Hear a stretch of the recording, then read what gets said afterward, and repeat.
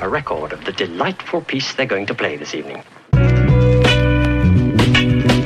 Ladies and gentlemen, ladies and gentlemen, ladies and gentlemen, ladies and gentlemen,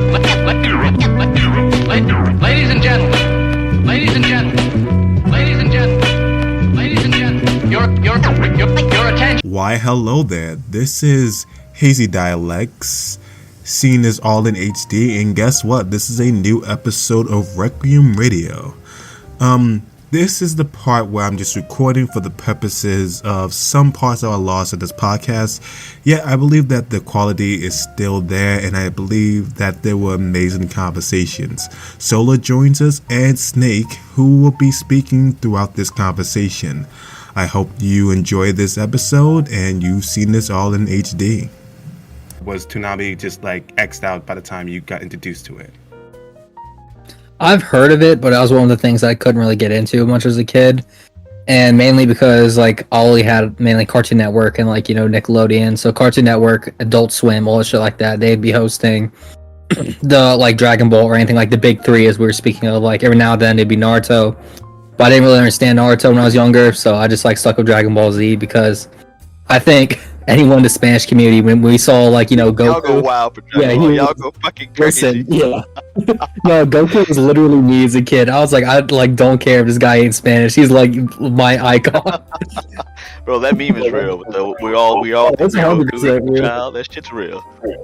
No, and that's weird because you see like modern anime now, or like the whole modern scene. I don't like modern shit as much, where people are like, oh, you're telling me this person from this very rare set of diversity isn't included? Not watching it, canceled. I'm like, what you mean? And it was like, you think we care? Like, I don't know. But that's yeah. I wanted to bring that up because at least I think some of what I'm saying, at least in terms of how Toonami was described, definitely resonates with a lot of people. And I really, really enjoyed. So, two things I want to bring up.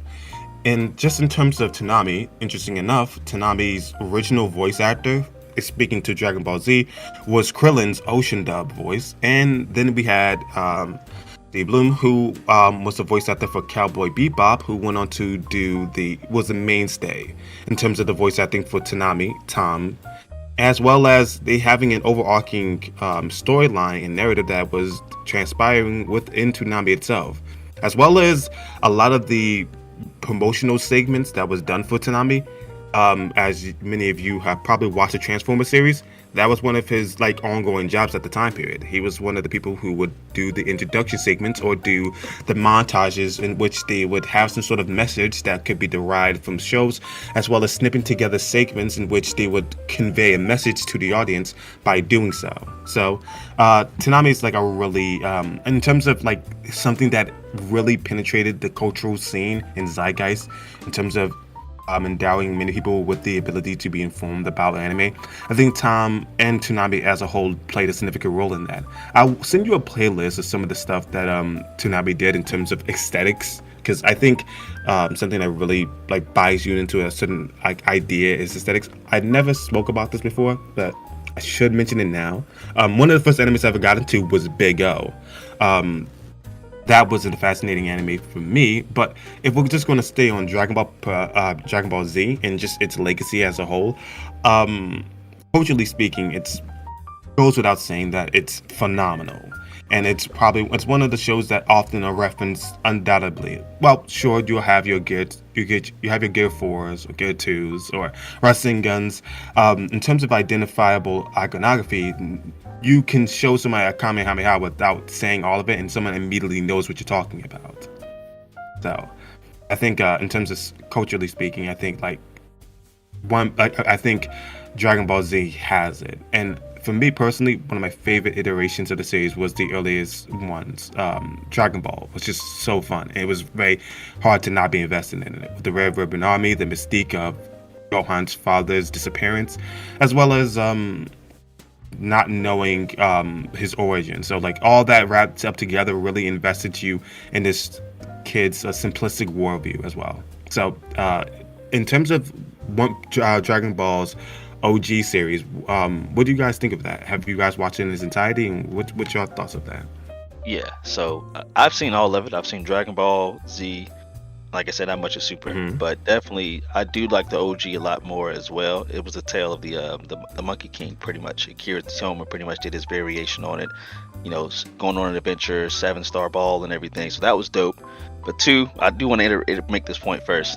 The dub of Dragon Ball is better than the sub. I don't care what anyone says. I'm tired of hearing this shit. All right, so let's just go ahead and dead this now. The dub of Dragon Ball absolutely Yes, washes the sub. That's one of the few. sir. It is one of the few animes on the planet that does dub better than sub. So let's just He's out of line for the culture, but he's making yeah, sense. that's just how it is. All right, no one wants to hear a grown ass woman scream in a big muscle man's body. It can't happen.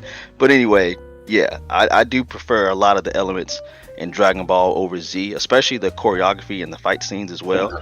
It went straight into just super flashy fights in Z, but in Dragon Ball, if you do ever rewatch it, it's really choreographed fights, and it's really nice, clean animation, especially for its time period. It still has a lot of better animation than even some modern anime standards. It's crazy.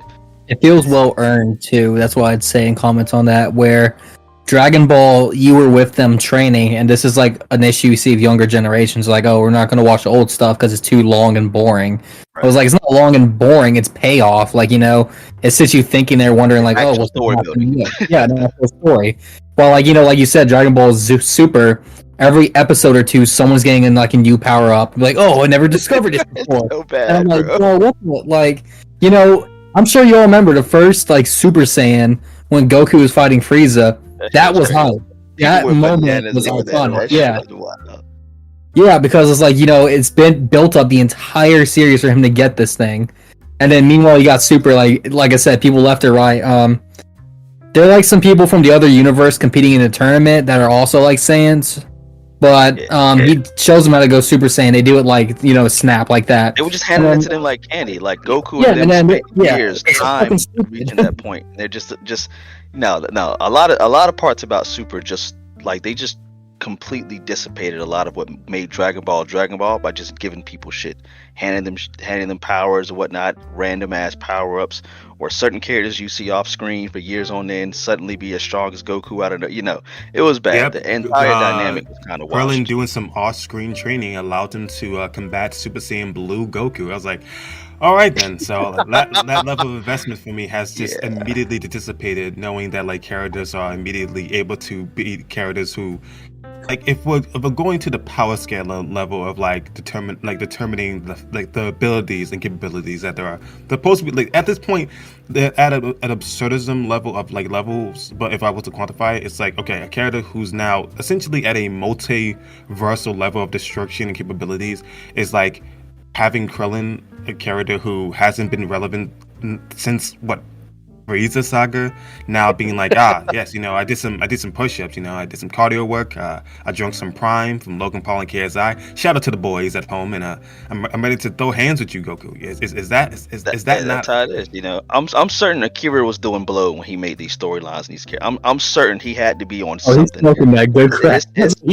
Or he was rolling some random dice and just fucking around. What if I had this guy be as strong as him just out of fucking nowhere? Like, let's just do it. Let's just make a female Brawly and just fuck it, bro. Let's just throw shit at the wall and see how fit. It was once it got to a certain point, I think I stopped at the Tournament of Power. I started reading the manga for it though. The manga is much. I tell every single person, if you don't even do the super anime, go read the manga, because it's 100%, not even 1,000% better than how they treated the anime. It's certainly more of an employment of technique within the manga of itself. But the thing that really got destroyed in terms of characters, personally for me, was just Frieza as a whole. Like his whole storyline is just completely uprooted. It's trash. By the existence of Super, by one particular thing, and it's simply put as for the following. Frieza says he has never attempted to train in his entire life. He's always been a naturally gifted individual. Here's the problem with all that. Throughout the entire series, in terms of I'm sorry, no? He really thinks he's Yujiro Hanma. He thinks he's him. Yeah, nah, man. That absolutely he can never be him. He's really a Bruce Jenner sort of individual. But okay, hold on. But the thing that really makes me like perplexed by this is that he had the entire Saiyan race under enslavement. This allowed him to infinitely expand his domain and his dominance over the universe. Unfortunately, with every generation, they were incrementally getting strong enough to oppose his strength, eventually not being able to hold them under his thumb. The only other option he had to his add to his utilities and had to his options of ideas he could use was to simply eradicate the entire race. It was done out of fear, out of the inevitability of them one day becoming strong enough, out of one generation eventually being the one to sow his demise. That was poetically personified within Goku becoming the legendary Super Saiyan, the thing of legend, the stories that were passed on between generations. And it was so poetic to have him finally succumb to this cowardice, this fear. But then it irreparably destroyed this storyline, this narrative of Frieza the and his retcon, fear yeah. by just saying he didn't train enough. I'm like, so why was he afraid of the Saiyans getting stronger if he could just? All right, I guess that's one of the biggest. Yeah, that's one of the biggest issues with Super is that they retcon a lot of the origin stories told in Z in its entirety. So the Frieza thing, Beerus is now added, and Beerus is kind of the one that goads him into destroying the Saiyans. So that's retconned. I think the Namekians get retconned as well. Apparently they were from some other universe, and that's why they're in. Yeah, a bunch of it has changed. A lot of reasons that were staples in why Z and the characters and their motivations are just completely wiped out. So that's another reason why I just could continue to just even watch Super, because it's just super watered down. It gets worse as you go on. Like, I like some of the transformations here and there, but overall I couldn't keep doing it. Like, the show didn't mature the way it should have. They tried to keep it, rather than growing with its audience, which is what it should have done, and matured as we got older, the people who did grow up watching it, they kind of just rehashed shit and did it for like 13-year-olds over and over, when it has immense potential to grow. Like, the fact that Frieza's even alive just blows my mind. Like, I get reviving him, but if I was Vegeta, I would have killed his ass immediately. The moment he comes back to life, I would have wiped his ass out. That's just me, but And it gets worse too, because there's recently in a manga, there's a spin-off one that is now canon, where Bardock, Goku's fucking dad, it's like his little story basically. He knew the Dragon Balls, he got them, and he made a wish. The wish was, I wish that my son could be protected and always in good health. So him saying that shit, because there's still arguments like, Japanese translation to the English one, like, did he really mean that? Because if you're going to say that, that means all the shit from Dragon Ball Z, Super, it means nothing, because like he's basically protected from Shenron's wish. There's a whole magical reason why. Yeah, there's a magical reason for a lot of the events that transpired, rather than the reasons for them actually happening. And that's the biggest issue with sequels that retcon past events. So now it's like, okay, so what does all this that meant before, that we felt that we were emotionally invested into, a lot of that's wiped. And I think that's that's probably the biggest problem with the domino effect of retrospectively altering certain historic elements of the story. Because sure, while it can be a revelation, and if you deliberately leave holes within your story like Jenga, you can possibly put these retroactive alterations to the story, and then it makes things that never had a proper explanation make more sense. Yeah, however, Bleach does it pretty well too. Yeah, Bleach does an excellent job of this. But sometimes you'll get like a Devore dilemma, where there's a character who now exists within the narrative, and it's not enough for them to be erased within the lore itself. They seek to retcon this character to have always existed, and they've encountered them in multitude of times back in the past, and they've combated them with Raiden and the Shaolin monks, and that's just always been a thing. And the problem then surfaces, the obvious and the most immediate one is, okay, why has no one ever mentioned this character prior to this moment within the narrative? It's such a bad way to write. It's such a shitty way to write a story. Like, God, bro, like, are you that pressed about ideas? And which is wild to me, because Akira could have went with the demon route. Like, during the Buu saga, we have Deborah, and Dragon Ball even had demons in it. He could have had a whole route with using them or something, but he decides to write a whole side piece, interject characters into a story. Because as you said before, if Beerus shows up and he's always been there, where the hell's he been at the whole time, right? People kind of had that problem with Buu too. as well. But that element of story writing is always going to be bad because you could even at least brush away from like, okay, maybe I guess maybe you never heard of him because he exists like in the outskirt of most people's knowledge. Right. Because Supreme Kai is like, oh, he deals with problems that are like so up there in terms of the class.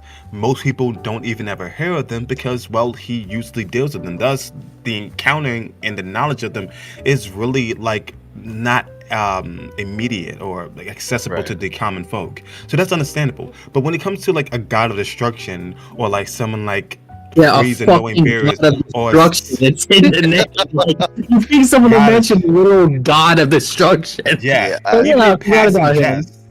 Even in passing jest, like, okay, so people know about legendary Super Saiyan, who by all accounts most people don't have any physical evidence of its existence, but for some reason the god of destruction, literally a character who can destroy people's spirits so powerful that he can wipe you from the afterlife itself, has never been spoke about by anybody. It's like, the more you think about it, the more ridiculous. Yeah, the more you think about how the fuck could this character fit in this story the entire time and no one not say shit the whole way through. And that's the reason for it. It's because that character didn't exist until the series was completed. So now you're trying to create loopholes and fuck up an entire story to fit new and just used Goten and had them growing up, or his that was his original idea. Most people don't know this, but he said in an interview where he planned on keeping Goku dead, I think during the Buu saga, and the story was going to revolve around Goten, and Gohan was kind of going to be the protector. But I think, if I recall, a bunch of his fans like bitched about it and bitched out. No, they didn't like it. The fans didn't like it. So where the story.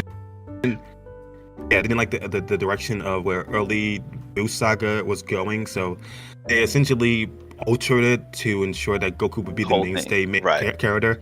But in terms of even the earliest inceptions of Dragon Ball Z, you can see that the series was basically planting the seeds that for Gohan to be to supersede Goku. Gohan was supposed to be the GOAT. It was supposed to be like the next generation shit. They cut Gohan so hard. That shit was. I was actually pissed about that shit, bro. That actually hurt me. Gohan fans are suffering, man. Like Gohan even as a child, like when you first see him with the whole thing with Raditz, that kind of sows the seeds. Like, oh shit, okay, he has like an immense amount of potential. And then you follow his story from Frieza, to the whole Namek saga, him getting his ass beat, then getting enough anger to even cite someone like Frieza, going all the way to accepting that he can't be what Chi-Chi wants him to be, and to become a warrior as the story goes on, training with Goku in the hyperbolic time chamber, reaching rage and being taught how to go Super Saiyan, all of that, to literally whooping Cell's ass, being part of the reason his father died, and accepting that like all of it was planned for him to take over, for them to just cuck him super hard and it was bad, man. It was. Dragon Ball to me ended at the Cell saga. Cell saga. That was good. That shit was crazy. Yeah, most people refer to it as the magnum opus, but this is a very contentious element of the story and narrative altogether. Some people say that Gohan was to never be a was to never be what Chi-Chi wanted him to be, and was always meant to be a warrior. I say yes and no to that to some regards, because when you look at Gohan's character, there's some stark contrasts to some regard. While Gohan does deploy violence, similar to like every other Saiyan, he doesn't have any necessity for it. He doesn't enjoy it. He doesn't do it because I love the fact that was like a very stark contrast between Goku and Gohan. That yes, he does employ violence, but only when he needs to. There's no desire. He wasn't an idiot. Yeah, like you have like Goku is just fighting just to fight. Vegeta fighting purely for pride, being like, "Oh, you push my pride, I'm gonna beat your ass now." And then you had Gohan like, "You know what? Maybe we shouldn't fight motherfuckers if we don't start shit. Like, let's just leave it like." Exactly. The whole Chi-Chi element is huge, because I was talking to my brother about this, and like if you have the mindset you have now about like men and women, if you go back and rewatch that, Gohan kind of always wanted to follow his father's footsteps. Chi-Chi kind of tries to shackle him to stay into the human realm, like the human form. Gohan wants to go full Saiyan mode. You see all his milestones are him getting pissed or accepting that he's half Saiyan, and that he needs to use his power for good, and he can't stay shackled doing stuff. You notice every moment Gohan tries to ascend, Chi-Chi slaps his ass back down. He's like, "No, take your ass home, study. Your ass is gonna be a scholar." Goku comes around. He says, "No, we're not doing none of this bitch shit. Get your ass up. Let's go train. Let's go get stronger." It happens every single time. Yeah, So that's I don't again think to bring Gohan it up. ever Like, really. Right. Yeah. I yeah, don't think Gohan ever truly wanted to be like a scholar. Like every single but time I think he had Go ahead. No, go ahead. exceptional like levels of like aptitude for being a scholar. Right. But I don't think that. I think there was this is where I think the pulling elements of Chi-Chi and Goku come into play. Whereas Chi-Chi definitely wanted him to be a scholar and to be It's the long exceptional at this, and there could be tutors that could find him to be someone that's should be very knowledgeable and someone who could excel in academics. And then there's Goku, who can see the ability and the essence of his ability to be one of the strongest warriors within the in the verse. But when it comes to Gohan as a character, there's not an innate passion for violence, and there's not either an innate passion for academics either. And I think that makes him a very fascinating character for a lot of reasons, because he's a character. Tried to ignore. Yeah. He had that dog in him, you know. He had that dog. Go had the dog in him, baby. Gohan likes adventure. Gohan likes traveling. Gohan likes flying around and being with his friends. These are things that are passions of Gohan when you see him in the show itself. Like, he enjoys these things. But in terms of fighting, he's a more of a prototypical character. He would do it when he needed to, but he was definitely adverse. Absolutely. Like that was never the first option. I also want to say this last point. You know, all the Saiyans are like Superman, by the way. So I want people to realize this. Chi-Chi's pretty much asking a person that's Superman to act like Clark Kent. All right, how the fuck are you gonna do that? How are you gonna tell Superman to sit here and tell him to work in the office all the fucking time when he should be going out there doing his fucking, saving the damn world? That's pretty much essentially what Chi-Chi was doing to him. And I'm not saying he can't chill, he can't relax here and there, but to baby him into that small realm when he can be doing so much more for the Earth, the world, the universe. Actually, the moments he didn't do it, he almost got killed. The Super is a huge element about that, where he doesn't train. Actually, the Z Buu saga I meant is a huge example of that. Like he didn't train for 7 years.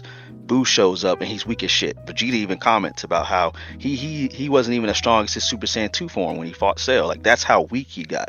And so him not training almost ended up getting the whole Earth fucking destroyed. So I think at a certain point he realized he can't dwell too much into the human realm and too much into the Saiyan. He has to find that balance. And I wish they had tapped into that more, unfortunately. But Akira's writing got sloppy as shit in Super, so that sucked to see. I do think that one of the things that plays into the philosophy of how Akira was writing the story up to that point was the idea that he emphasized, and he's the one who pushed for Gohan to grow up. Goku to grow up. He said, "Yes, I'll continue writing the series, but Goku has to grow up. He has to progress within life itself. He has to go somewhere up." There's a little bit of feedback coming in from Solus. Oh, my bad. That Gohan has to grow up. That he has to be a different person by the time the series is all said and done. And I think that's really important, because he grows up, he gets married, he goes to his teenage years, he goes to his adulthood, and then when you get into adulthood and you get into Z, you see how prominent Gohan is in the intro of the series and towards the outro of the series. They show them flying to the screen, and you see Gohan and Goku and Gohan.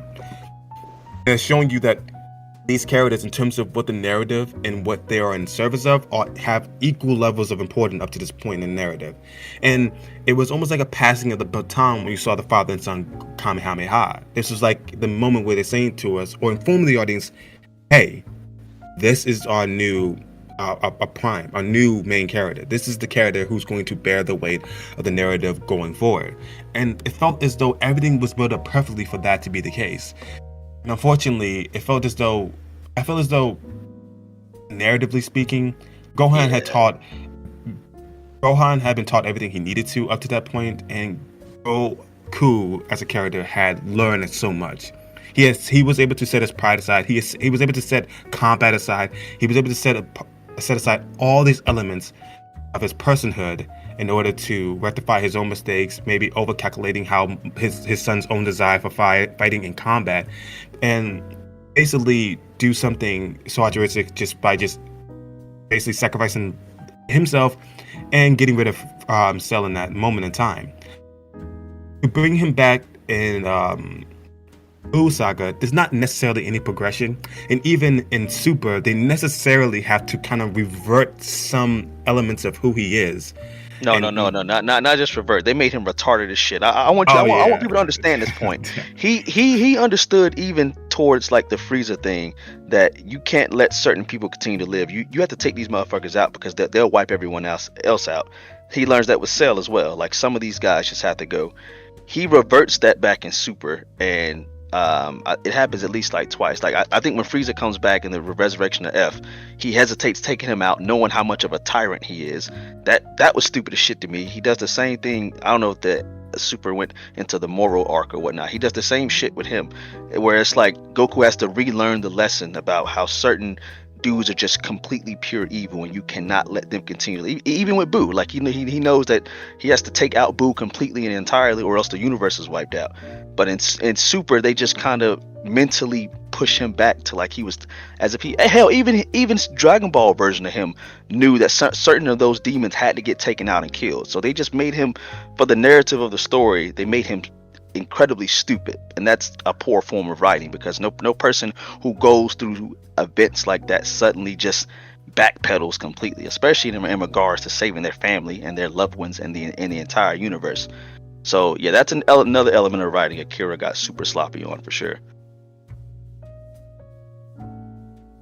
Yeah, I agree with. Go ahead. So, I'm gonna touch on one last thing of Dragon Ball, and then we can move to something else as well. But I personally like the OG Brawly more than the new one. Because the OG one, he was a fucking psycho. He was an asshole. He was a dick, bro. I loved it, bro. He was a yes. Dude, he fucking clotheslined Vegeta in the air and just started stomping him, like just stomping. And that was the one time where I felt like, shit was serious, because you had a character like Vegeta who's always like on his high horse, always prideful, like, oh, I'm the Prince of all Saiyans, and then you have him like literally pissing his pants, being like, you guys don't understand, we're all gonna die. And then everyone's like, nah man, we can take him, and they all just get folded. Like, to me, that's what made Broly such a good villain, because you can see the buildup of him slowly just getting bigger. Man, that man was eating a Tren salad every day for breakfast, lunch, and dinner.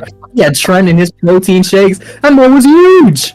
Yeah, I was like, God damn. Yeah, Broly's OG personality was not. It was. I love this. The duality of his personality: calm, quiet, in his regular form, even his Super Saiyan form. But once he gets to Legendary, it's just flipped completely. Other side. He's just devilish, doesn't give a fuck, toys with his enemies, beats the ever living shit out of them, and they kind of made him super docile in the new iteration of him. And certain elements I do like about it, but especially his transformation in the OG was great. Yeah. And once again, I was fine with the revamp. Like his story revamp was fine. I was just more so. I wish he had kept that more devilish personality when he went into his legendary form, at least in the new one. Like I would have loved inflicting pain. That would have been sick. Been so sick if he was that much of an asshole still in like the newer iteration. But I did like the retcon of his story though. That was more cleaner than him being pissed at Goku just because he was crying as a baby. Yeah, that was the one thing from the old one. I like the character. If you were to mix like the story with like the character together, that makes sense. Shit would have been sick. No, for sure, I agree. Yeah, but by the way, that movie had clean animation, probably the best I've seen ever. That art style is beautiful. Oh yeah, by the way, I want to let you guys both know, Frieza's news transformation in manga, he's black. I don't want to hear this shit, bro. I don't want to hear this shit. Yes, sir. This guy is Cine card. He's officially got a Cine card. He's a BET Baby Boy license. Wait. Is he like black or something instead of gold? Yes, he is black. He is really black. This nigga's just swapping colors at this point, bro. That's all he's doing. He's just swapping colors at this point. He's a chameleon though, for real. But people are making jokes. They're saying like, if you can't beat him, join them, and it's like him saying hello. Cause the monkey shit. I'm like, oh hell nah. They made him Black Frieza. I can't, bro. I do it. That's crazy. But going on to a different topic though, I want to actually talk about you on Twitter and like your kind of rise, because for people who don't know, TeN is actually making moves on Twitter right now. He's getting his count built up pretty good. And I respect the hustle. I respect the grind. So I just want to let you know, like, your input of, like, how things got that way for you. Like, what made you want to go down this path? All right. So I really didn't even plan on getting on social media at all. I had deleted all my accounts like a couple of years ago, IG, Tinder, all of it. 'Cause I planned on just completely focusing on the work that I was doing and building myself up for the tech that I'm working on at the moment. But then I realized at a certain point, I'm going to need certain people, certain groups of people, certain individuals. And so I decided that I need to use a certain social media platform for it. I was going to use Facebook. I thought about it, but then I'm like, it's too many boomers and retards on there. So no, I can't do that. So I knew Twitter had more intellectuals on there, people who understood the world a lot better. So that's why I joined that primarily. And pretty much as I joined, I kind of, surfed around a little bit. Deja Vu 22, his content was the one I found first and the most. Resonated with it completely. A lot of his spiritual elements and mental model almost nearly identical to mine. So he was one of the first few that I followed when I got on there. And I interacted with him and then his community, and then pretty much guys who fuck with him, I fucked with them at the same time. So I kind of just grew on there. My aim isn't really to get a super huge following. That's just kind of a byproduct. The main reason I got on there, as I said before, was to just find certain individuals. The reason I can't state at the moment, but it did work out completely. Like, it actually worked out way better, a lot faster than I thought. I thought it'd take me like a year to kind of shift through Twitter to find the people I needed. But no, I found them in like 2 months. Actually, less than that. Oh yeah. And what was I gonna say? You were mentioning earlier off camera too that there's different sides of squares and shit like that. Right. What made you be like, yeah, these guys are it? If I know you said you got something secret, but you think you share some of that? Yeah, I can share a bit. So I knew for sure there was like, there's this right wing, left wing side, there's an anime side, there's Black Twitter. So I knew there was different variations and versions all pretty much converging on the platform.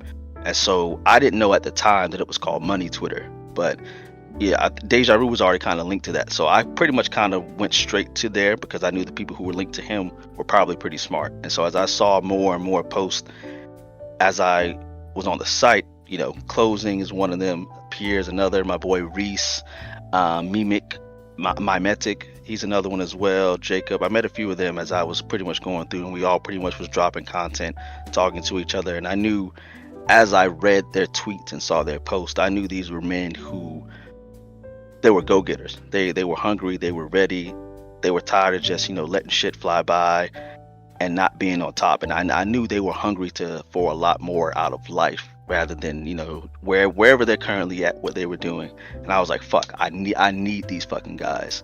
Lion's another OG as well. Well, it's two Lions. There's Lion Spectre, that's one of my boys as well, and then there's another Lion who's more of like the marketing side. So I kind of got on there, converged with them.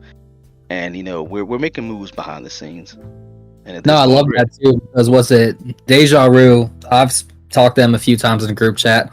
Yeah. He's one of the big accounts I don't know much of. Like we're like cordial, but I'd love to get to know the guy more. But definitely Lion, I consider him to be a good bro. Like that man, he is like he's great. He's he's a mastermind sometimes of some of his shit. Like not to cut you off, but I do want to shout out Deja Vu. His name's Ruby. That's what we usually call him, and he's one of the first people that endorsed me on Twitter. So I do have to shout that out because he endorsed me like a month after I got in, and like he boosted me up to like 200 or 250 followers like instantly. So I am extremely grateful for that. Yeah, we could try to get him on too. I wouldn't mind having him on because I know I'm making plans right now to get Lion on. I just need to work with his schedule more. Gotcha. So there's a couple of big accounts on there, like Athenian Stranger. I want to try to get him on, like some big right-wing accounts. Because I did a similar thing where, actually, I wouldn't say I did similar. I kind of did like a mixed thing. So I had a Twitter account, but I did not post anything for like a year and a half. I was only like, searching and shit like that, and like reading shit. I didn't even reply. I did nothing. And I got tired, so sick and tired of people doing bullshit. I'm like, man, all you motherfuckers are wrong. I started just doing my own thing, shooting out my own things. And there was the function of like, it's called Twitter Spaces, I think we mentioned a few times, people don't know. It's like a chat room, basically. I got in there, and I kind of like surfed around all these different communities. So it's like, I kind of look back in it now regretting it, but like I was able to like hang out, like some British community, the Pan-African community, like everybody and their mother. You named the community on Twitter, I was like part of that crew for like a short period of time. And eventually, I went to like, more right-wing Twitter, and I hang out more with the philosophy bros, like, Athenian Line and the more like the esoteric shit. Yeah. And I like hanging out with them because they didn't really give a fuck about normie politics. they're like, yeah, I only care about, the gym, esotericism, and like, making sure our boys are doing all right, which is something Right. you don't really see much in like, other spheres like left wing spheres. Because I always say this, left wing sphere, that's like a pit of piranhas. You so much as cut yourself once and like have blood in the pool, they're all coming for your ass. And they'll like self cannibalize. And like, you only see that shit in the right. Like, yeah, we'll meme and shit like that, but like, we already know like who's cool and who's chill like that. That's something I really like about right wing Twitter. Yeah, I No, would that's say it. that it's not necessarily as much infighting, but I do believe that there's a lot of collaboration on left wing spheres of like if I had to signal boost for my like dedicated at least devoted time period in left wing spheres of Twitter. If you need to signal boost something, you can certainly have it happen in those like realms. And that was like probably one of the things I did really enjoy about being part of that community as someone who's espoused similar beliefs to them. So it was very nice to have those communities really like promote those ideas if you have something like very important to discuss in some subject matter. So they will holistically like, to be behind you in that way. So if you ever need to, if you ever need to hashtag twitter.com cancel somebody, they're your guys. They're like, what is the mission? Like, No. There's some killers out there that are ready to just take shit apart. So I try to pay attention to a bit of all of it. But I'm not really short on time, but I do need to make moves. So I didn't have the leeway like Soul had to kind of just like bounce around. Like I need to look at the chessboard and pick one very quickly and go and move. And things progress, like I said, far faster than I thought. And I do have to credit myself for that, because as an authentic and quality person, you attract what you are. So I thought I'd have to, kind of do it for a while to get people to notice, but no, I mean, people notice instantly. And so I was getting like Ego's another one. I don't know how the fuck I forgot about him, but Ego's another huge account that followed me and endorsed me pretty fast as well. And so, as I got to know them over time, we all just clicked and shit just moved super, super fast. And it's great. The esotericism as well. I'm not super huge on it. I know bits from my own personal journey.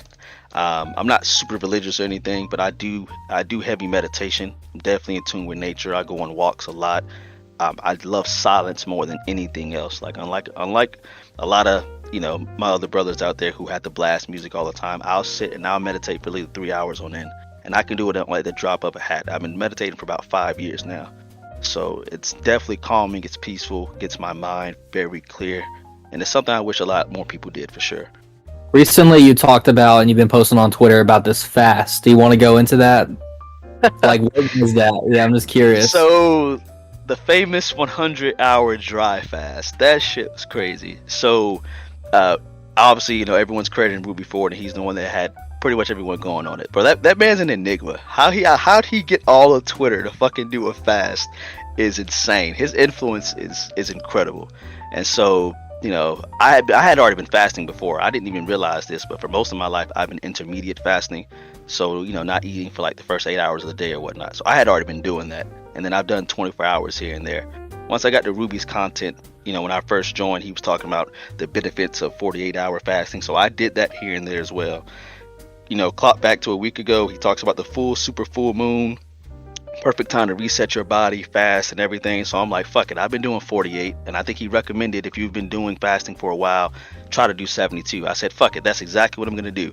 Once I got to like the second day, I'm in a group chat with some of my boys, and one of them says that he did 96 hours. He started early before the full moon, so on that day of, he stopped, but he said he did 96 hours, and I was like, holy shit, he did 96. I said, fuck it, I have to go to 100, and I'm gonna do it, because I had already not eaten or drank anything, so I was already doing a dry fast, but I was gonna drink water that day. But once he said he did 96, I said, fuck it, I was gonna do 100. And then once he told me he did water with it, I was like, shit, I had already agreed to do the dry fast to 100, so I had to kind of commit to it. I was on day 2. I said, fuck it, I might as well just go through the whole thing.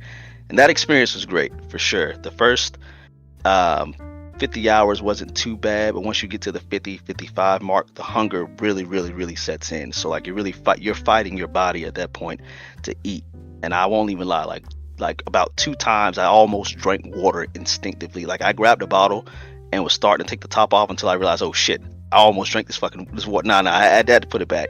But once you get to like the 70, 75 mark and up, hunger, it just subsides almost completely. Like it wasn't even like my stomach didn't feel anything. I wasn't like looking at it. I didn't want to, the clarity is there. When people say that, it's because the hunger subsides. So now you're not even thinking about fucking food anymore. You're not thinking about drinking, and that clears up your mind for other things. I assume that's what the ascension means, is now that your body no longer craves food, your mind is super sharp and you can focus on other stuff. So I came up with a lot of Twitter bangers during that time. Some work that I had been doing, I solved that pretty fast. A lot of other side projects. The clarity of mind is the biggest part of it. Plus, I lost some of the tiny bit of fat I had. I burnt like 5% of my body fat within the period, because I was still working out, by the way. Yeah. So now I wasn't doing any super intense workouts. Like I was doing some jogs, and I was using some small dumbbells, like 15 weight, 20. I wasn't doing anything too crazy. So I was sweating a bit, but the fatigue that people talk about, I didn't experience the fatigue or the dizziness. All without drinking water? Yeah. Well, I 100% did. I could even show you texts from people that I've talked to, and like, bro, like drink water.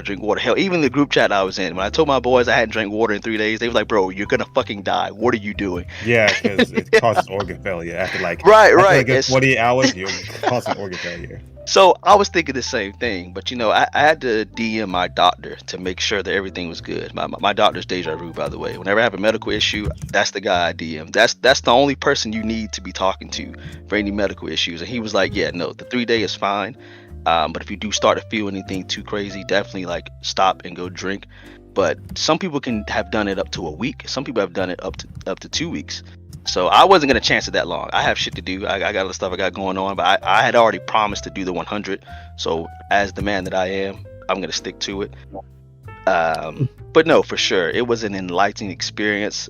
I grew a far more appreciation for water and food as well. Because once I drank my first bit of water, when I say that water, oh my God, man, that water tasted so pure and energetic. Y'all do not understand how great that fucking water felt when that shit touched my lips. It was fantastic. It's funny you mentioned food. There's like a priest out in Africa and like Ethiopia. He tried to do a 30 fucking day fast, and I'm like, bro, no way. And it was a water fast, so he drank water. Okay. He went to the 28th day and collapsed of organ failure. And then when they revitalized him and recovered him in like the hospital, he got pissed off. Was like, why didn't you guys let me go there 2 days? And I'm like, bro, you literally had organ failure. No, that's a huge. I definitely plan on doing Ramadan as well, because when we were in our group chats talking, like at that point, I had already did up to 3 days of dry fast, so I know I can handle Ramadan, because that's just an extreme form of intermediate fasting. I think it's from sunset to sunrise. You can't eat anything. If I recall, not drink, but I did it for 4 days. I did it for 100 hours, so I know I can handle an intermediate version of that. Absolutely no problem. And to be honest with you, I could have kept going with this one, but like I said, I got work, I got stuff I got to do. I am trying to slowly bulk up, so I do need to start eating back up again. And the recovery too, by the way, Ruby's right about that. I couldn't eat anything too wild. I started with I had like a beef broth soup, I had a bunch of vegetables and fruits as well, and some water and some salt. And so I couldn't even finish the soup in its entirety. I did finish the vegetables. Even the next day, yesterday, I couldn't eat too much either. I got some yogurt, I got some milk. I'm just starting to get my appetite back up completely. And so today I had like some chicken Alfredo that I made. Stomach's feeling fine, so I didn't go overdo it. But tomorrow I'm eating a fucking steak, because I missed some red meat and I need some rare steak tomorrow. So I'm definitely making that. My personal advice, though, be careful with that, because I'm Catholic and I do fast regularly, where Sundays I only drink water, and unless there's a certain like day of feast, basically, where it permits me to eat meat, and I do that. But we have a thing called Lent, and we do it like, it's a full month thing, and it's basically meant you give up something that you're commonly used to like having. So some people, young men, are like, oh, I'm used to swearing a lot, I'm going to give up swearing, or I'm going to give up, alcohol. Me, I gave up eating meat. So I was basically meat and alcohol and like soda. So I was only drinking water and eating vegetables and fish. That's the only thing I was eating for a whole month. And definitely that first week hits you like a truck, basically. And I'm like, holy crap! Like, it's weird because like there's some things you don't pay attention to how much you consume. I'm like, Yeah. fuck, I really ate a lot of meat. Like, pause when I was like working and shit like that. Like, and what's it for my job? And then I was like, yeah, taking it out of my diet like really messed things up. But what's it called? When I after a month of me like basically it's called Mediterranean diet, where you only eat fish and like vegetables and water. Right. I had my first like red meat. Basically, I ate some lamb.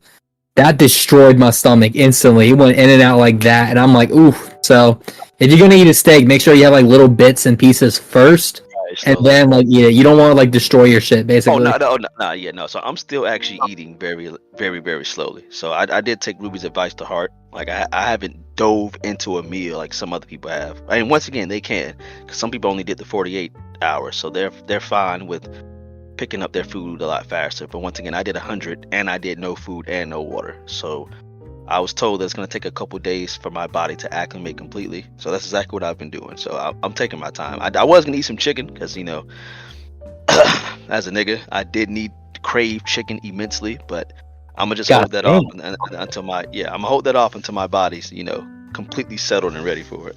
You said it, not me on that one. But I don't want to get He clipped or just, he anything. just I don't forced wanna it. get clipped. Yeah, I don't want to get clipped or anything. The craziest, what made it crazy is that he said, and then proceeded to say it. So that was. Nah, it's funny. Like you'll figure out TeN if you ever like get out of your well, I guess, or like your circle of people and you try to venture. You're gonna find a lot of haters that want to tear you down. Oh, no, I had this one guy for months. Any recording I had in the space, he would sit there and listen, and I'd let him because I'm like, I'm in your head rent free. I don't give a fuck. And he would purposely take like, let's say, 3-hour long recordings and clip like 1 sentence fragments out of there of me saying something out of context and post it on his channel and be like, look at this crazy alt-right racist what he's saying here. I'm like, bro, that's not even in context. Like, and then I don't know, it's just I could literally say shit like, I love waffles, and then he would quote tweet that shit like, oh, so what's wrong with pancakes? You hate pancakes, bro? What's up? And I'm like, bro, what? Like, that's a whole complex sentence. I didn't say that shit. Like, what do you mean waffles? No, these people are Yeah, insane. you had your own hater. Congratulations, congratulations to both of y'all. Just since we're all speaking about Twitter and all that, as you build up to prominence, there's going to be a collective of individuals who are just like, I just want to see the fall of this one. I'm like Tariq Nasheed in that button up. When you see someone you've always disliked finally get his up and comings, that happens, that occurs. But in terms of hater stories, do you have any? Have you encountered your first hater? Yes, no, I've encountered plenty already. Like I have. Once again, I'm not gonna name them. They already know who they are, but they comment almost every single post, every story I tell. They're there. They're quote tweeting, hating already. But as someone that experienced a lot of it when I was a child, I didn't tell my backstory too much, but where I grew up in the projects. So for the first 14 years of my life, I grew up in a hood area, low income. I dealt with a couple of Bloods here and there. Some of my family of them are as well. A lot of violence. I've seen shit as a 10-12-year-old I shouldn't have been seeing. So I grew to that very, very quickly, and I acclimated. So the idea of the tolerance I built for haters and dealing with shit that doesn't concern me, I had already achieved that when I was like a teen. So even coming on to here, I already knew there was gonna be people that was gonna hate the shit I was saying, calling me racist, like, oh, you're a black supremacist, you don't like your own, all this other shit. I was already ready. I was already prepared. My mental fortitude is far higher than most people you'll ever meet in your life. And so I actually have fun with it. I toy with my haters. I gain immense power from the fact that I'm in their mind so fucking much that they can't help but talk about me all the time. So I actually relish in it, unlike most people. I know, Hazy, your old account, didn't you have a bunch of haters and shit? I had a feedback loop of all the individuals I had been collecting. had been amassing Collecting. an accord of haters, of individuals who I thought we were all in agreement. I thought it was not necessarily haters per se. It was just a bunch of individuals in which dealing in more progressive spheres of discussion and discourse. You sort of find yourself around more radical people who are like, let's push the gas pedal even further. Let's see what this hoe can really do. Man, I'm fit to whip this thing. That sort of individuals. Accelerism to the max. And so with that being understood, naturally, when you might have some reservations about particular subject matters or topics, and then they find out, wait, we're not all in collective agreement. Hey, get this man. He ain't with the cause. I said, nah, man, you don't understand. I like sleeves in my hoodies. It's the principle. It's those sort of moments, someone's like, oh, it's okay to expose this dude's schmeat to the world because he's a bigot and all that. It's kind of not okay. I'm like, hey, I know, I get that, but isn't that kind of like sexual harassment? Oh, bro, this boy's sucking up tomato monkeys. I said, it's no. Those comments are wild. Like whenever I talk about race mixing or like, you would not believe the flurry of comments I get whenever I talk about it. Like dudes are they're going in, bro. They can't stand it. My favorite thing is not to. Holy shit! I've had like a flirtatiously. My favorite thing, being in those sort of spaces and having certain political predilections for the time being, I did.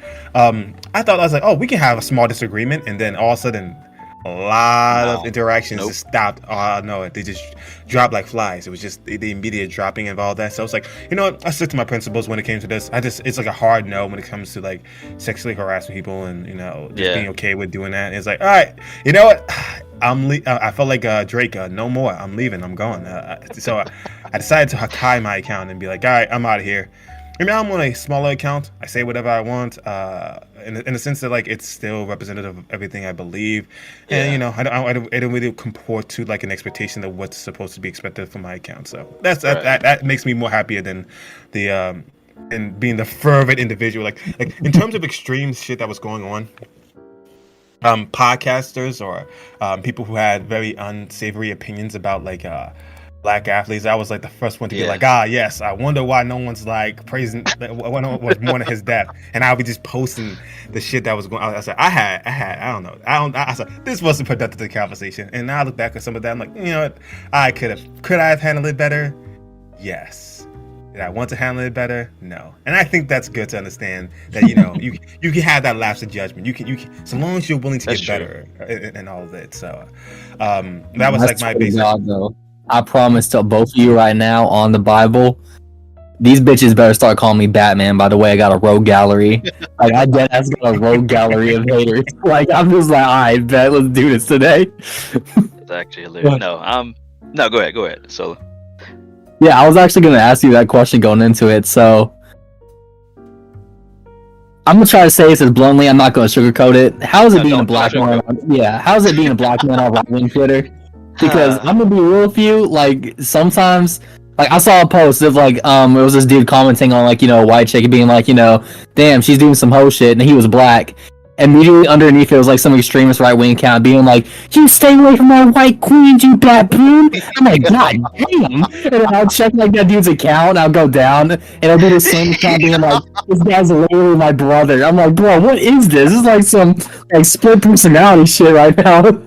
My favorite comment I got in terms of being part of like very much cocoa butter, a Twitter account. I remember a while back ago, I didn't show my face, but I usually wore masks and sunglasses the way I do now. I think for a time being, I had like a unibrow going out, and I was like, you know what, fuck it, I'm just gonna wear it. I don't really care. And I wasn't the most social person. I was an indoors individual. I started using 13-letter words to describe my innate and enamored love of anime. The Hikigumoto otakus, those guys. But during this time period, I decided to shave my unibrow, and I got the most eloquently, most poetically put together message in my DMs where someone said to me, "You don't understand the apparatus of society and how it perceives you as a black man. You will Oh never, my. you would never appease these individuals you so desperately desire to be them.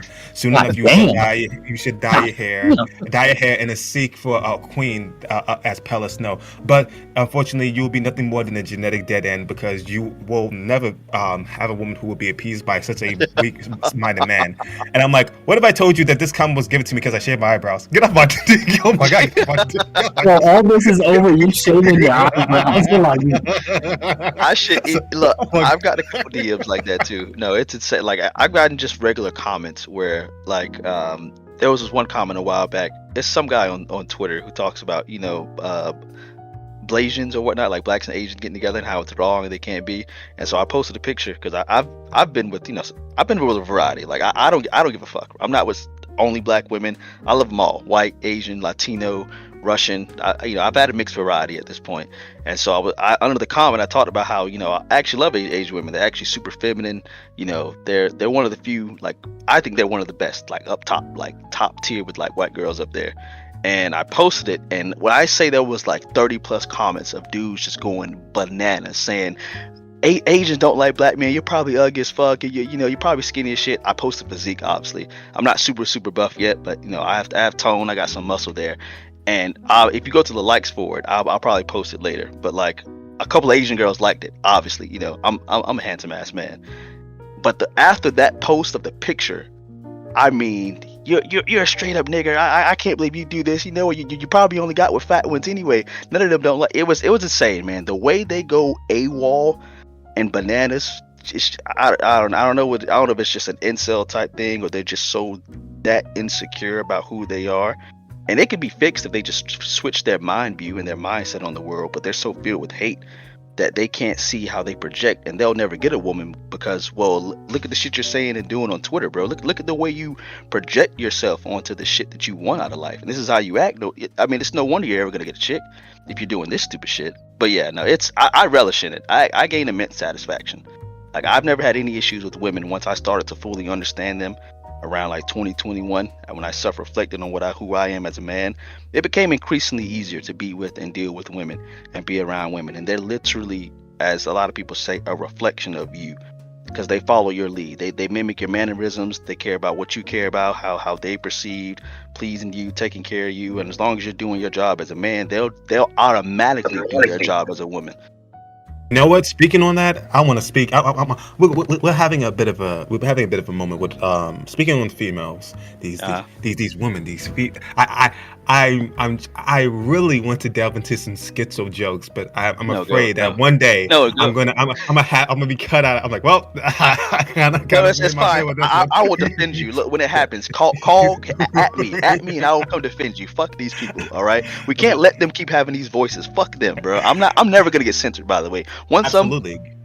Fuck it, bro. I'm gonna be raw all the time. Unlike certain people when they got big and famous. Yeah. Unlike the rest of these people who get famous and filter themselves. No, fuck all that. All right. Once I'm in the millions, once I'm up there, I don't give a fuck. I'll be this podcast. Absolutely. Post this 5 years from now, and I'll be talking the exact same way. I don't care. These people have had a run for too long. But yeah, go ahead. The thing is that it's just not to say that I wouldn't stand behind my own jokes, but to say that not being a big account often leads people to go, well, we're not looking up the context for whatever this is, especially if it's a podcast. But to speak about females, I think it's kind of interesting is that the thing that I believe really got to me when I started just not. When you're younger, you might be obsessive about dating and trying to get with someone I gotta be in a relationship. I ain't shit if I'm not. That's every guy. Yep, that's all of us. And then you start to reek of desperation, which is unattractive no matter what gender you are. But it becomes more apparent when you're not able to take a no, or you try to ask for explanation or why. And so people get to these delusions of, oh, women don't like me because I'm a nice guy. I'm the charismatic. I'm the person in those stories. She was high heels, I was sneakers, sort of individual. That sort of rationale, that copium, that pure cocaine, Cuban cut. Cocaine, that's a good one. I'm gonna start using that. And so they get into that mindset. But in actuality, is that more of that organic dynamic that plays into it. I believe that just putting yourself forward is probably the best gamble. You're going to find someone who wants to be with you rather than putting forward a facade and letting that slowly erode through time, because it is a false facade of who you are, and eventually you can't be that 100% of the time. Like, and I think that's even people who are like, oh, you gotta act like this and that. I'm like, ameliorate things to make yourself a better person and be the maximize the positive traits of who you are rather than trying to be a character. Because overall, eventually, if you're going to be living with somebody who you might have gotten from this false facade of who you are, eventually it's going to erode away, and eventually all that's left is going to be who she probably had no interest of being with at all. And you don't want to get down the line and waste your time or years being with an individual who eventually would never have accepted you for you. So I think that's on that too. I always say this: imagine yourself as a guitar.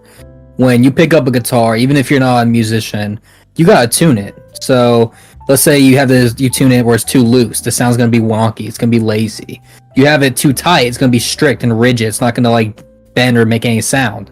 That's how I see like people. So if you're being too loose, quote unquote, you're just like dating whoever, you're letting anyone go in. Your standards are like to the fucking ground, and you're gonna get disrespected. You're gonna get walked on as a man, and even if you're a woman too. Don't be like a hoe, like going for like sleazy dudes. Like try to keep some standard modesty for yourself. But on the other end, you keep it too tight, where you have this mentality like, oh, I'm only gonna wait for me to get like a 100 out of 10 woman, like some Brazilian supermodel, and I'm not dating anything below that. And it's like, she gotta speak like 8 languages. She has to have a PhD. I'm like, bro, what? Like, this woman only exists in your head in a fantasy. And this is more of women, though. Women do shit a lot where they're like, oh, I only want a guy who's like 6'5", has 6 figures, he's like this tall, he does this things. I'm like, bro, that doesn't exist. That's like celebrities. That's like, nah, that's not real. That's my advice, yeah. What's your advice, TeN? What do you have to abuse the kids out here listening? So my philosophy on that is people have lost, or rather forgotten, the basic understanding of what men want and what women want. The guitar thing is a super huge example, right? The string, the tuning, but it's still a guitar at the end of the day. And it's a guitar for everyone, but how you tune that. But the basics of the guitar applies to everyone, right? So there are certain things that men and women are inherently attracted to because they are opposites, right? It's literally yin and yang. Everything you want in a woman, she wants the opposite out of you. So it's always been that way. A lot of people know that instinctively, which is why women are attracted to the same like kind of masculine man, right? He's provider, he pays for things, he at least has some muscle, he's charismatic, confident. Like, they're all attracted to those traits because it's the inverse of their own traits, right? Guys are risk takers, women are risk adverse. Guys are very confident. Women are kind of, they are very, very insecure, obviously for a good reason. They have to protect themselves. Men can handle rejection a lot more because they're supposed to be more battle hardened, right? They have to go out and seek and do things. They have to experience hardship, whereas women are more sheltered, more innocent. If they explore too much or do anything on their own, because of their emotionality and how they'll listen to it all the time for everything, they kind of fuck themselves over, and that's the entire point. So we've lost this basis of it. And as you were saying earlier, Hayes, is that you need to learn at least some of those basics, and then you be yourself. Learn the foundation. So you can learn all of that and still kind of play video games and still kind of be a nerd. But if you at least know a lot of the masculine traits and understand them, just knowing them isn't even enough either. If you don't understand why you are attracted to certain things from a woman and why she's attracted to those certain things from you, you can't press forward. You're just kind of like what the red pill guys do, or some of them, but some are actually super great, but overall it's kind of been tarnished to where if you have to follow these set rules, tips, and guidelines, this is how you get women. But if you don't understand why some of that stuff works, you still get fucked over. And they don't understand why, like, they're not getting the relationships they want. It's because you're just following a guidebook, but you don't know why the guidebook was made. You don't know the intention behind the guidebook. So that's my philosophy. With that. Is understanding yourself on a more deeper level, and then adding on to it. I agree. I think that some people think women do have feminine natures, but also simultaneously they do have a lot of emotional maturity. I think that men can be stoic, can be very like forthcoming, but at the same time they can have that egotism that like creates an oversight of understanding how humility can be a guiding principle in a lot of ways that can elevate you in ways you could have never imagined. I think that all these elements of like human tendencies can definitely be negative or positive, but I That's also the balance for believe sure. that You have to find a balance for sure. yeah, absolutely finding the balance is key. I think that one of the things I see is in terms of red pill movements, in terms of where they are misguided, is usually the idea that there is some fundamental truths that we can all tether ourselves to, but the problem is that they come to such bizarre conclusions that don't serve any of us to some regard, or Yeah, like that's true. don't really, like, for example, some people might say things like the nature of, well, men are supposed to recruit assets while women are supposed to look for men with assets. Dismissing the notion of simply on the face of it that women do desire to have their own financial income, to be independent to some regard. I mean, we hear these mantras trumped all the time, and I do present and push people to do so, because I think that there's a beauty to being independent, to having that sort of freedom. I think ultimately, I think people love that sort of sense of personhood that can be endowed by that independence. But at the same time, there's a danger to perceiving your relationship as being this transactional. Like, it doesn't lend itself well to romanticism or intimacy between the two sexes. Right. If I was Go to on, go ahead. believe this as being like the baseline or solid truth of society, I would probably, if anything, have an animosity or be adverse to dating to some regard, unless I was, if I fully believed in that as the baseline of all relationships, I would kind of look at all of dating as transactional. It's divorce of like emotion to some regard, because this is the baseline. They're all in it for something out of me. Therefore, there's no purpose of just espousing or pursuing a woman under any guise of emotionality. Rather, I'm just trying to ensure that I have created a foundation in which she could never leave me, even if she wanted to, or something of that nature. Like, if you were going through that cold calculation, that would be like depressing. I would never want to be in a relationship if that No, was like that's a huge point, Hayes, because that's how so many people see it, right? And perception is so important for how you perceive something that's happening to you, right? Like, people talk about the maid and the wife thing. That's a huge one.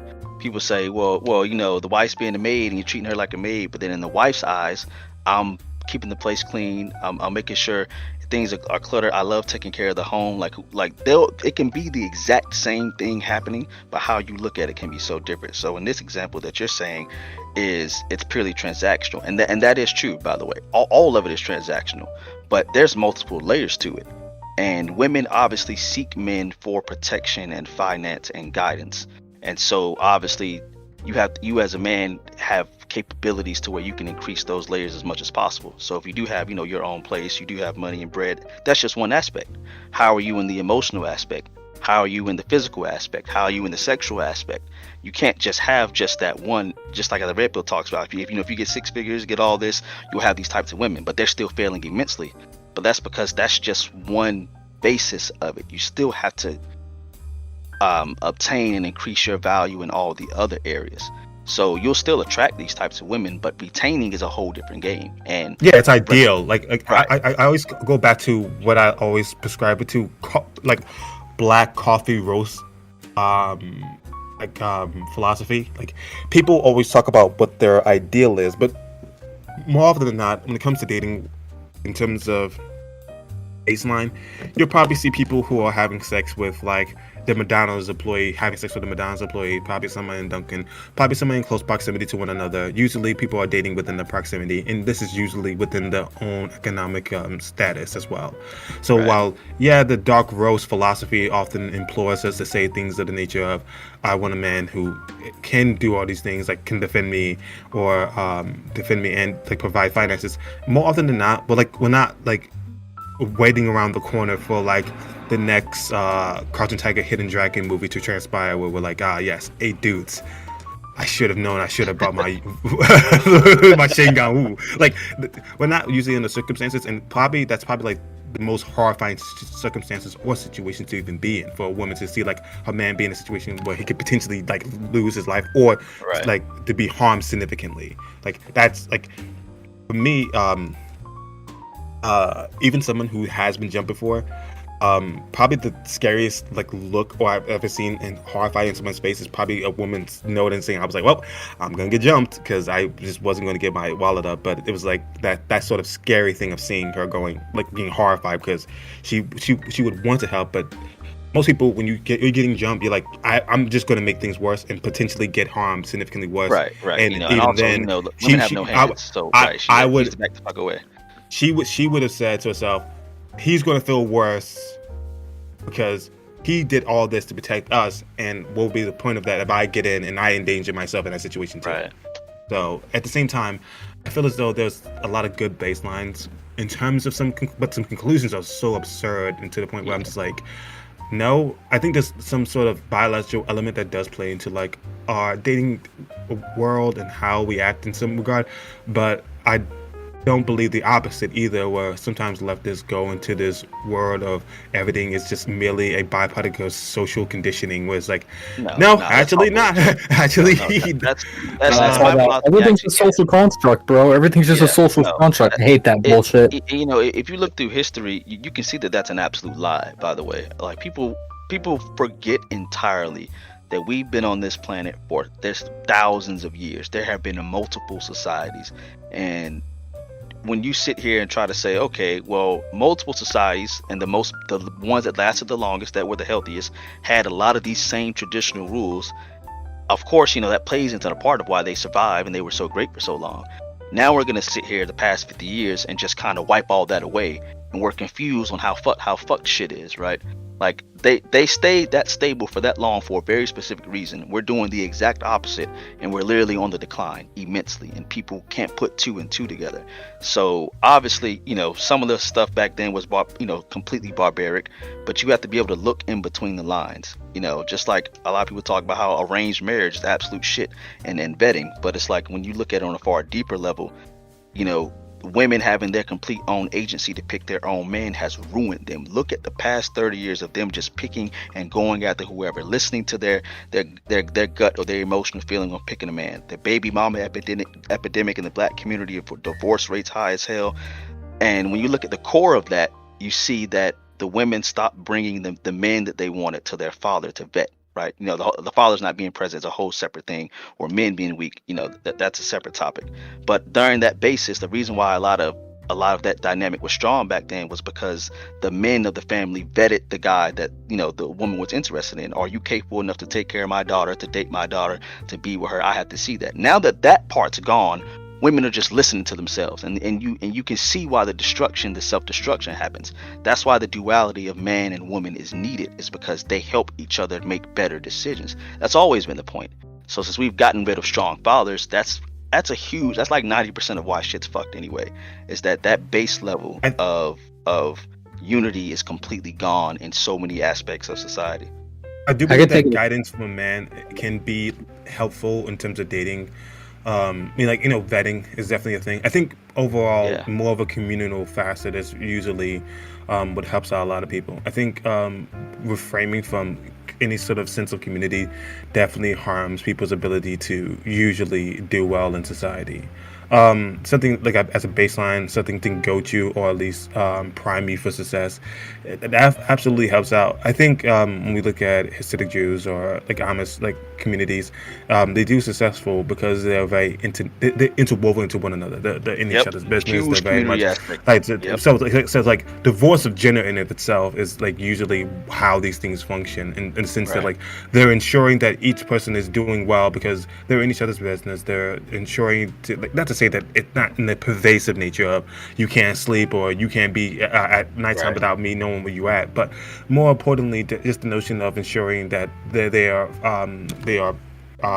basically each other's priming and establishing each other for success. While sure that there is women out there who may have not picked the best man, I do believe that there is, to some regard, that false bravado that sometimes men can provide. And the big life theory does exist within society, how it can be so opulent, so grandiose in nature that someone can convince you that they can do better than they ever could have.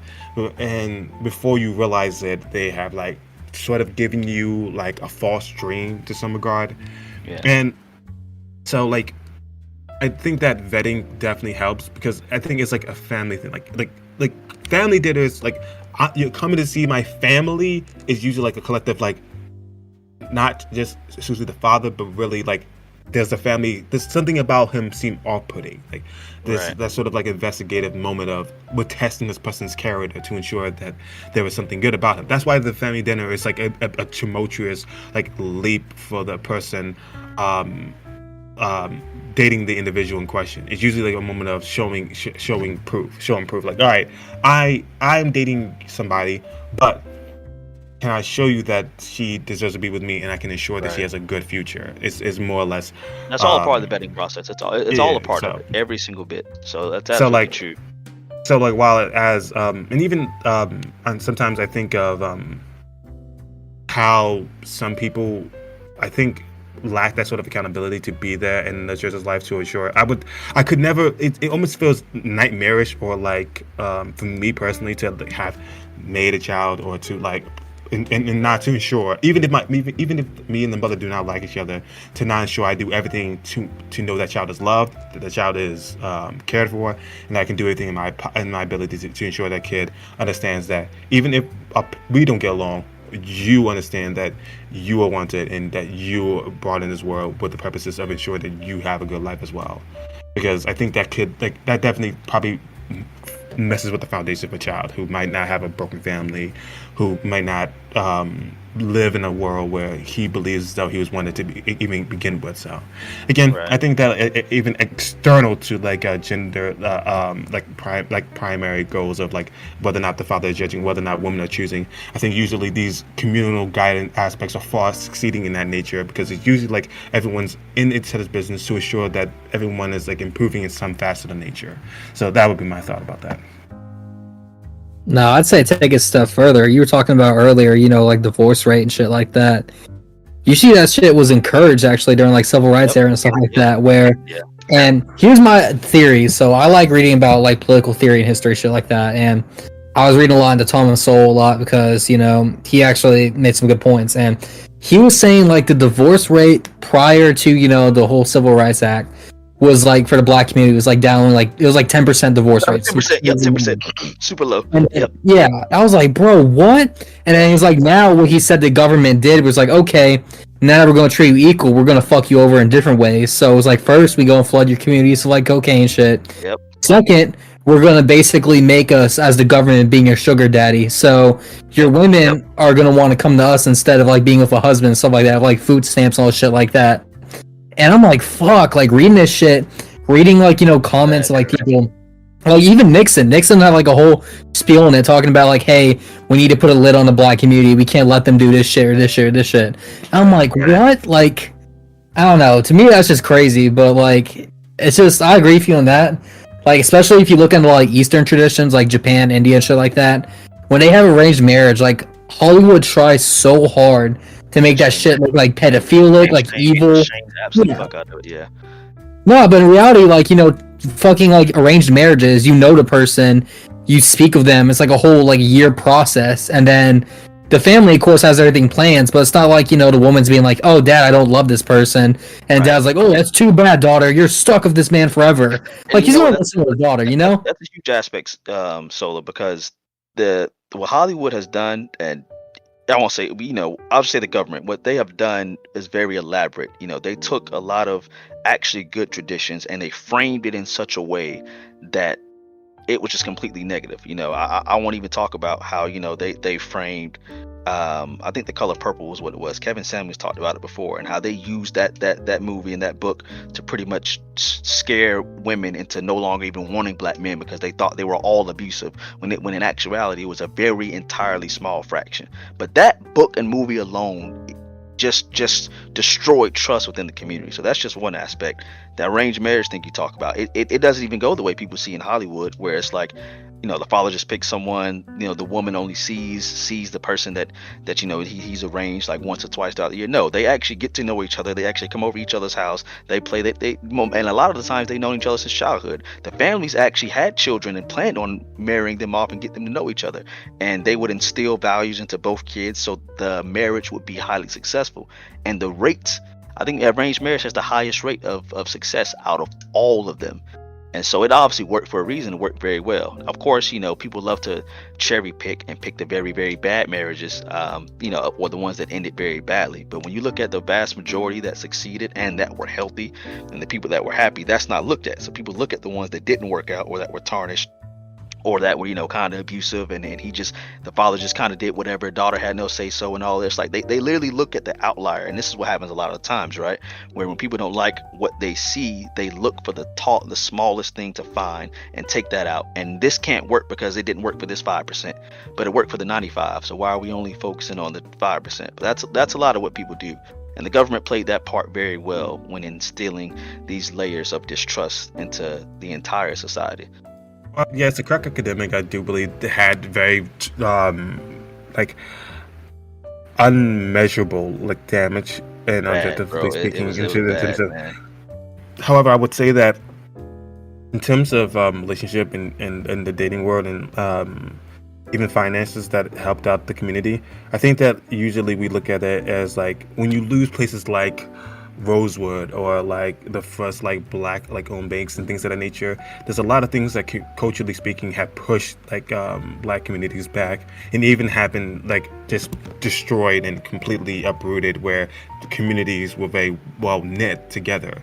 So I wouldn't say that I would say that something like that sort of financing help definitely didn't fix the problem. I think it helped to a cushion, but again, I think I brought this up in a conversation a while back ago about hiring, or at least academics, in terms of ensuring that the black community did well. Usually need to start back at the foundation rather than just seeing somebody at the end of the trip and going, all right, are your shoes tied? It's equivalent of saying, somebody's racing and you're like, oh, are your shoes tied? But you're not making sure that the person who's 19 now has been primed to do this sort of exercise all their life, right, running. So in that regard, I would say that I can understand people saying that this maybe have caused a bit of a cushion, but I think that having more of a communal aspect that ensures that people can get these more high-paying jobs, there are more training programs to ensure that people get better jobs, would have been a far better usage of that money than simply giving people a check for their current financial no, income. Hey, you're absolutely right. No, go ahead. So, and I would even say that, in terms of culture, when you speak about the dangers of arranged marriages, these are absolutely the pitfalls, and we can all agree to that. But in terms of the numbers of how many scenarios we know that to be, it's really unquantifiable. We know for certainty, we absolutely know for certainty that these relationships did stay together. We know these relationships did stay together. But in terms of the modern day society, we see a lot of people breaking up. In terms of the amount of hours people are working on a regular basis, they have absolutely increased over the years. On average, people are looking at 60 hours in a week's time just alone for a 2-week paycheck. So we're looking at and that's not even including overtime. So this is, while people might prescribe the notion that this generation is lazy, you can easily Google to know that people on average are working overtime or working 2 jobs. So not only are they not having the time to make relationships work, they have the freedom to choose to opt out of them if they aren't working. So while we can surely understand that in terms of culturally speaking, it was conditioned to be a taboo, and I think that sometimes taboos can work, but in terms of the ability to be nurturing to a relationship and ensuring it's working, I don't think people mostly have the time, and usually probably opting out of them nowadays because of the inability to really give it the time it's needed to do so. So the quality of relationships, I don't think are necessarily down. I just think that there's a lot of other facets that are really hurting people's ability to ensure that relationships are working out. No, it's true, and you're right. It's become increasingly, they planned it that way for a reason, right? They attacked every single layer, so it was harder for people to unify, as you said before. The price of everything's increased. You have to work a lot more if you don't, have a certain degree or a certain skill set. Pretty much, if you don't have, a skill that at least gets you in middle class or higher, you pretty much have to work 80% of the week just to be able to even just pay the bills. and it's obviously depending on where you live at. So we're mainly talking about the U.S. since I know a lot of Eastern places are much cheaper.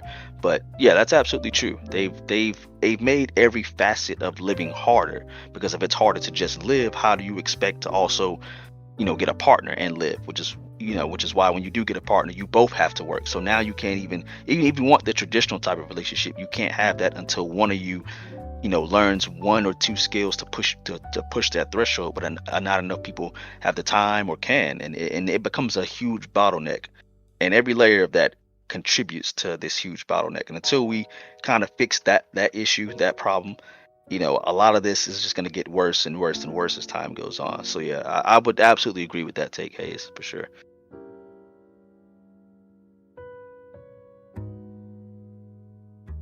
Nah, quick question though. What's you guys' opinion of the whole so I'm gonna say it like this, I guess, for right wing Twitter, I want two groups eradicated. I want to put these fuckers on an island and drop a nuke on that shit. That is fucking groypers, like those Nick Fuentes cocksuckers who just worship every word that man says, and incels. I hate incels with fiery passion. I just do. It's to me, it's just all of them are fucking fat losers sitting in their basement tweeting about, oh, why doesn't any woman want me? And I'm like, dude, go to a fucking gym, lift some weight. I've never seen this. It's quite fascinating to me how they're. So the incel problem I thought about for quite some time, and I was like, all right, so it's not as bad as I think it is. But now, at least this was 5 years ago when I thought about it. But now there's just Twitter accounts completely devoted to blackpilling people about you'll never get her, you don't understand, she's far beyond your league, she is a 10 and you are simply a 4, which by that definition you are literally the inbred you look like the moon man actually. By being a 4, you look like I can make it better for you, vaporwave instrumentation plays around. But suffice it to say, I think that doom appealing people can be. The thing about doom appealing people is that it's comforting, and what I mean by that is that often enough, due to somebody who's dealt with a lot of negative emotions and still does to some degree, there's people often look at sadness and sorrow as debilitating, and negative emotions is why would you want to feel those? But there's a certain level of comfortability that comes from that, because you can describe everything and almost anything as never being your fault, as something out of your control. And if it is out of your control, what is the need to be active? What is the need to immobilize yourself? You don't have to. In fact, it is against you. It's a waste of time to do so. And in fact, it's better to just give up right now, because everything in life is basically poised against you in some regard. It strips you of your optimism and exchanges that for a comfy blanket that you can subside in society. Everything, it can be explained away by it not being something you have to actively be a part of, which is why if you even look at most people's audiences, take this for an example, take a moment to do this, and then if you decide to do so, watch how this occurs. You might have garnered yourself an audience of individuals who love criticizing a certain opposition to your beliefs, but the most amount of pushback you'll probably get from your audience is when you'll probably critique or seek to refine what they're already doing in a way where they have to take a strong level of culpability, in which this is the moment where they might have immediate pushback, and you'll probably notice that they are othering their problems, as in there's a other existing force in society that's causing the problems to exist. So even if they're not incels, they are ensuring that their problems and how they exist is a byproduct of someone else's existence. It's a similar sort of intoxication of negativity that kind of divorces you from accountability, which is probably the harshest thing to deal with. So that's my thought process on the whole doom appealed and how they operate. And the goyams, the guys, the frogs, sometimes they are the king of word searchers. I'm talking about the specific fuckers, the guys who they don't even I'm follow talking you. specifically the dudes who are worshiping Nick Fuentes. Those guys. No, I know, but I'm saying these guys, you don't even need to type Nick Fuentes in. You can just keyword search and they'll just appear. Bro, you don't even follow me. Where did you come from? You just manifest out of nowhere. Oh. Right. So this, a lot of this pretty much comes from the intense amount of projection about what they don't have onto the world, and that's where all this stems from, right? They want something, they've pretty much fucked up their head to the point where they believe that they'll never ever have it. As you said before, it's out of their control, and that's the It's all your antithesis. fucking fault. That's the antithesis of life, by the way. You know, humans have the power of creation. We have the ability to literally become and do anything we want, so long as you are willing to put in the work for it. So this doomer logic is the antithesis to your own creation. Like you're literally slapping God in the face and saying, I can't do what you even made me for. Absolutely. So to add to your point, go have ahead. you all seen BoJack Horseman? Yes, I have. The show's hilarious. You remember the moment where BoJack Horseman is like sitting there and woman tries to like behoove him some knowledge that could like provide him some solace, and he says, you know, at the end of the day, it's all your decision, and at the end of the day, you're responsible for you. And he's like, God, that's painfully depressing. Like, the moment of accountability for him is just like, it hurts him in that moment. I didn't mean to cut you off. I just no, it's fine, it's fine. No, and that's a huge point, because that's how a lot of them see it. And like, when I watched that show, I saw points like that almost immediately, because so many times where he could have changed his fate, he had control over his life, and he kept deciding to fuck it up over and over, and he made that decision, but he tried to cope with it by saying, well, you know, I had a fucked up past, you know, complete victim mentality, that since my past was so bad, you know, I can't control myself to change my future. And that's how a lot of these guys operate, just like him, with that exact mindset. And you have to shift their mind. You know, they put themselves in a prison, and they chose to do that, but they have to realize that they can free themselves from that at any point. So when you have these incels going around talking shit about women, or about, you know, these black pills, but then you see relationships where the guy's a 4, but he's with like an 8, right? Or he's like a 5 and he's with like an 8, and they're like, I don't understand, the physical attractiveness isn't there. But as we discussed earlier in the podcast, it's more than just the physical attraction. It's more than just the emotional attraction. There are several layers to what link two people's souls together into one. So many, and you don't have to, you know, check mark every single one of them. If you get like 3 out of the 5, you're fine, right? 4 out of the 5. The higher your capability goes, the more attractive and the more desirable you are. That's how life has always worked, in those values, and how you can start off, you know, men start off at 0 on that value. We start off skinny, we start off broke as shit, we start off not understanding women, we don't know shit about life. And the point is, as you progress as a man, if you choose to do so and venture out and go through hardship, you gain experience, you gain capability, you know more about the world, you learn more about how finance works, you understand what women dislike and like, you know, what you start to dislike and like, as long as you can self-reflect on your journey. And as you increase that stuff, you know, you get the women you want. But the incels, even if they know going to the gym will make them big and stronger, they still don't go. Why? Because they need to understand on a deeper level that they have to push themselves to become something that women want. And that's where their ultimate roadblock is they believe that even if they do that, it won't matter, but it will matter. But their philosophy is nothing matters, so why even try? And that's really where they're stuck. If you're incapable, like, even if you're not, you know, if you are inadequate at it, it'll still be 0. You still have a chance if you try. There's always it's always higher than 0% if you do try. It's never 0% if you try. And so that's one of the biggest aspects of this entire thing. And just like you talked about saving the world, you know, there's so many problems, as I talk about just the West in specific, that is destroyed and absolutely deteriorating. Most people look at all that goes on and just says, well, let's just move somewhere else. You know, this problem's pretty bad. It's so huge. You know, families are fucked up. Divorce rates are so high. Everything, the cost of living, jobs, all of this is all fucked. So we can just move somewhere else. Let someone else deal with it. And I personally can't fucking do that. You know, I'm the type that's the exact opposite. Shit's so fucked. If no one else is willing to do it, fuck it. All right, then I'll do it. I'll build up a multi-million-dollar empire, and I'll create the necessary resources and funds to change shit. I don't know why when you said that. I don't know why when you said that. The first thing that like immediately came to mind was Goku. Remember the moment when no one else could beat Harugagon, and he was just like, if I don't, who will?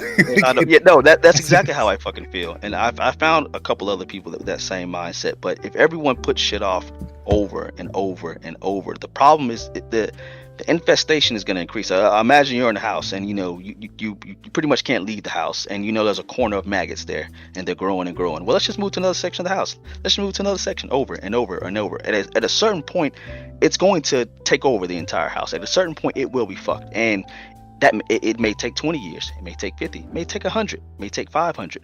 It may not happen in your lifetime, right, or even in your kids, but your great grandchildren will have to deal with this bullshit. Your descendants will have to deal with this. They cannot avoid it, and that's one of the biggest reasons. At some point, the problem has to be tackled, and I've already realized if you make it at some point, in my opinion, at some point, if you keep making it if you keep making it someone else's problem, eventually, at some point, it's going to be everybody's problem.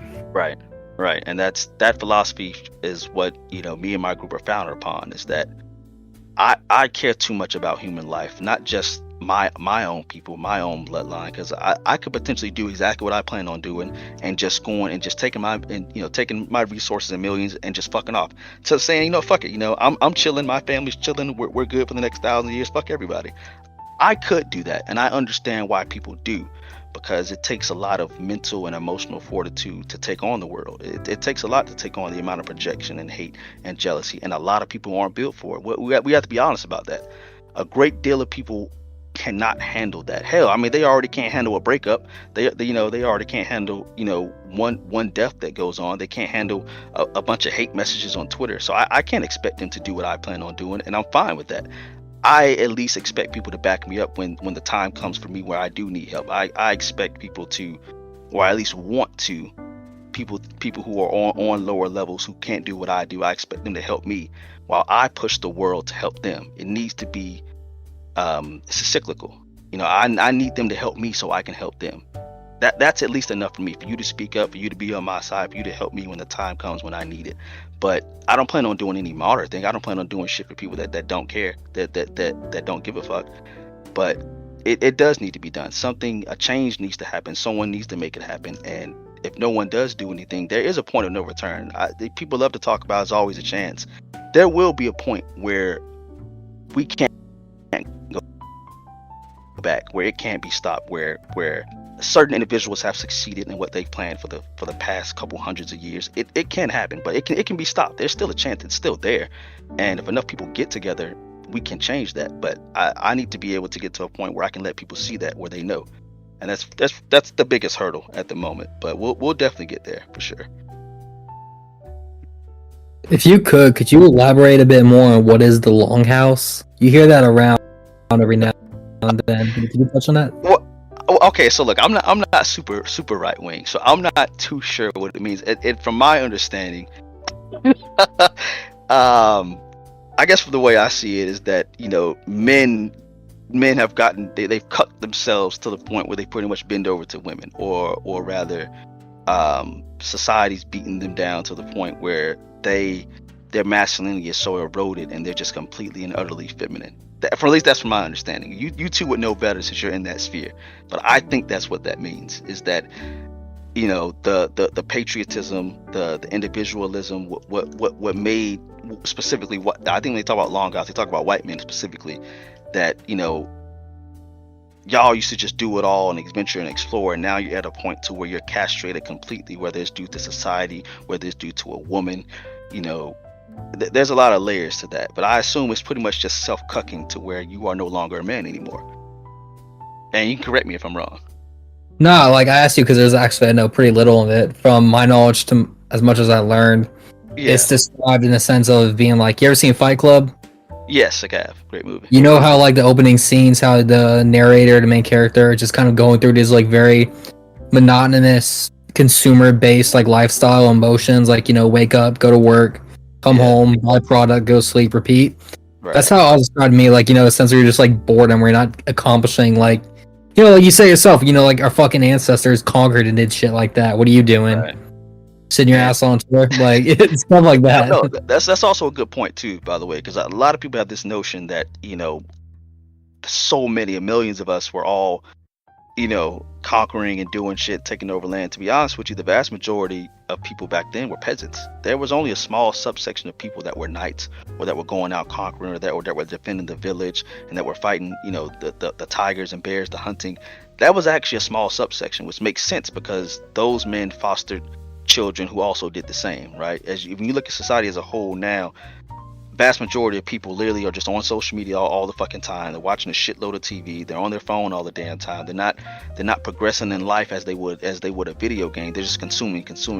That's how most people are. So most are descendants of actual peasants or just villagers. Most people don't actually have that dog in them because they are descendants of people that never had the dog in them.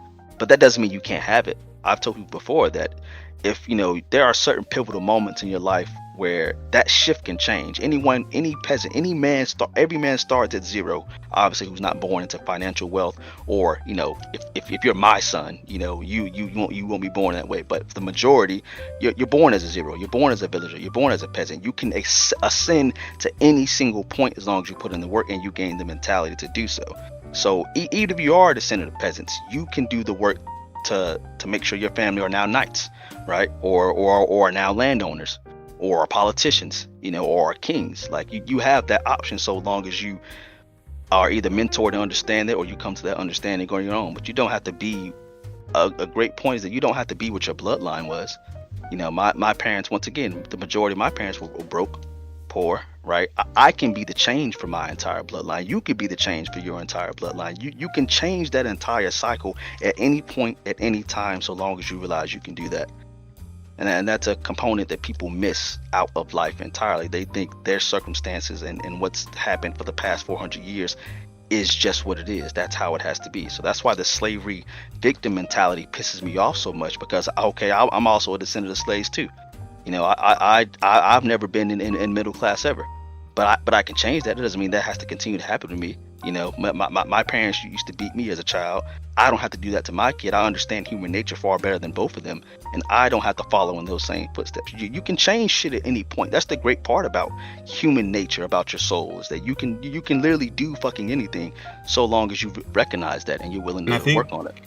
And I think when it comes to achieving something, I think people need to put things into perspective. I think working in increments will get you to somewhere where you never believed you ever could have been. For sure. If you, for example, go into wrestling for an idea. If you become a wrestler and you're working up the ranks, you start off in amateur leagues and you've gotten 5 shows in and you're just a spectacle to behold.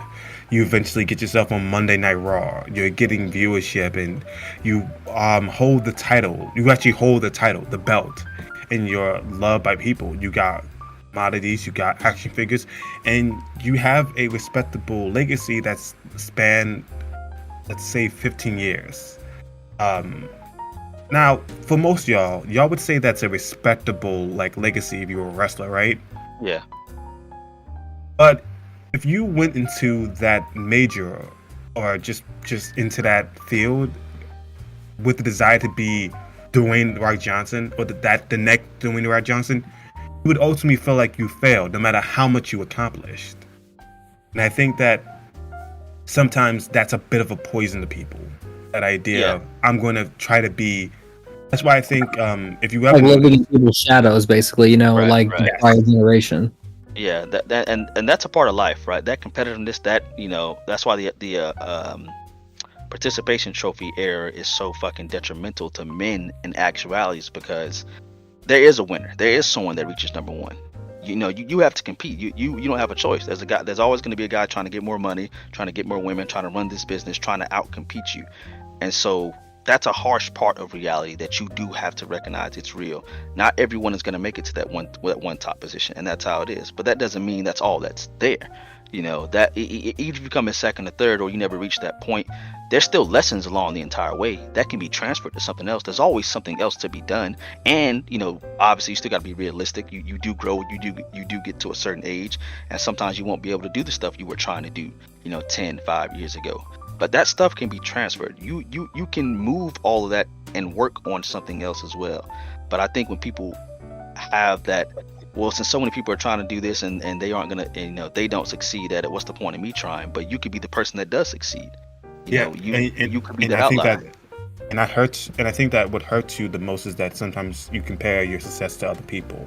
Right. That notion of that, for me, I think that breakthrough came for me when I started editing. In a year's time, I wanted to be video essayist level, like something like a J.R. Bree, a Turkey Tom, something of that nature. But it never occurred. It never happened. But throughout that entire time, I stopped realizing that I went from making videos, like a 30-minute video, within 3 months' time, to making like something like that, a 40-minute video a day. And I never noticed the progression by doing it that way. That's great. It actually cheated me out of my accomplishment by trying to look at this long-term longevity of an accomplishment rather than looking at the immediate progression that I've gotten. I feel like I've done nothing if I've just only look at it from that perspective and that lens. And so I think that's how people can poison themselves somewhat in terms of achieving anything. No, it even gets worse than that. It's just, so I've been seeing a lot of like black pill and with the whole like, free will versus like, determinism shit. Yeah. I'm sorry, but like I believe in free will. I'm always going to believe in free will, and a lot of this determinism bullshit is a cop out because like I've talked to some people, I had arguments with them, and once they try to use all this like fancy semantics, like philosophy jargon, I'm just like, look, man, I'm a layman. Cut it simple to me. Why do you like determinism? And they just answered honestly like, oh, because anytime I have like a screw up, I can say it's not my fault and that this was like predetermined and predestined. I'm like, to put it frankly, it's a bitch mentality. Yeah. And what I mean by that is like this: like if you keep passing off like, oh, the reason these things in my life went wrong is because some other exterior factor is never me, then you never truly gain responsibility to learn about these things and move forward, and you never truly accept like hey, how to like complete things and go forward. So my philosophy has always been this: failure only exists if you didn't learn from it. The only time you fail in life is if you don't pick up the pieces and say, where did I go wrong here? Where can I go forward from here? If you're just going to sit there and be like, oh, I gave it up, I guess I'll never try it again. I'm like, what are you doing? No. If you messed up, look at what you did. Retrace your steps. Try to find a better route to it, And I could be even said for like fucking video games or like life. Yeah. Dark Souls is a good example. Notoriously hard game. Yeah, no, exactly. Imagine if people played Dark Souls and the first moment they died, they put the game down and said, I'm not playing this shit. I failed. That happens a lot. I've seen Reddit post about it in Steam forums, bro. But it's so amazing. Like the accomplishment of beating a Dark Souls villain or boss battle, you cheer. You feel there's a moment of you feel elated. You there's a passion. That moment that euphoria moment when you finally beat a Dark Soul boss is the accomplishment of itself. You don't go, oh, this took me 40 deaths. You don't say I died so many times. You don't say that. You say I accomplished something. I was just gonna quote that from Sola. That's extremely important because I don't view it in terms of failure. I view it in terms of I've as long as you have self-reflected, you've learned a lesson. I view it as a lesson every single time, like trying it over and over. Okay, what was the small thing I did wrong here or here or here? Dark Souls is a perfect example because, as you may have died 40 times, right? But you've learned the pattern. Okay, you learned the mistake here. To get more into more technical jargon, you realize the iframe, when to dodge, over and over until you get to the point of sometimes perfection. I fought bosses where I got my ass whipped 20 times in a row, and when I finally did beat the boss the 21st time, it was a perfect run. I didn't even get touched once. And so it's an immense feeling of elation and euphoria because it's triumph. You tried so much, you finally succeeded, and that's what life is. It's hardship. Shit's gonna be hard. It has to be hard. And once you finally succeed, you don't think, holy fuck, I tried 20 fucking times, I wasted my fucking life, I spent 3 hours on this shit. You're like, the first thing that goes through your head is, I finally completed this shit. Holy fuck, I'm that guy. And if more people approached life in that way and took out the thinking of it in a failure aspect, that's why I said perspective is so important. If you view it as you kept trying over and over and over until you succeed, and you want to succeed, and if you keep saying you will succeed, eventually you will.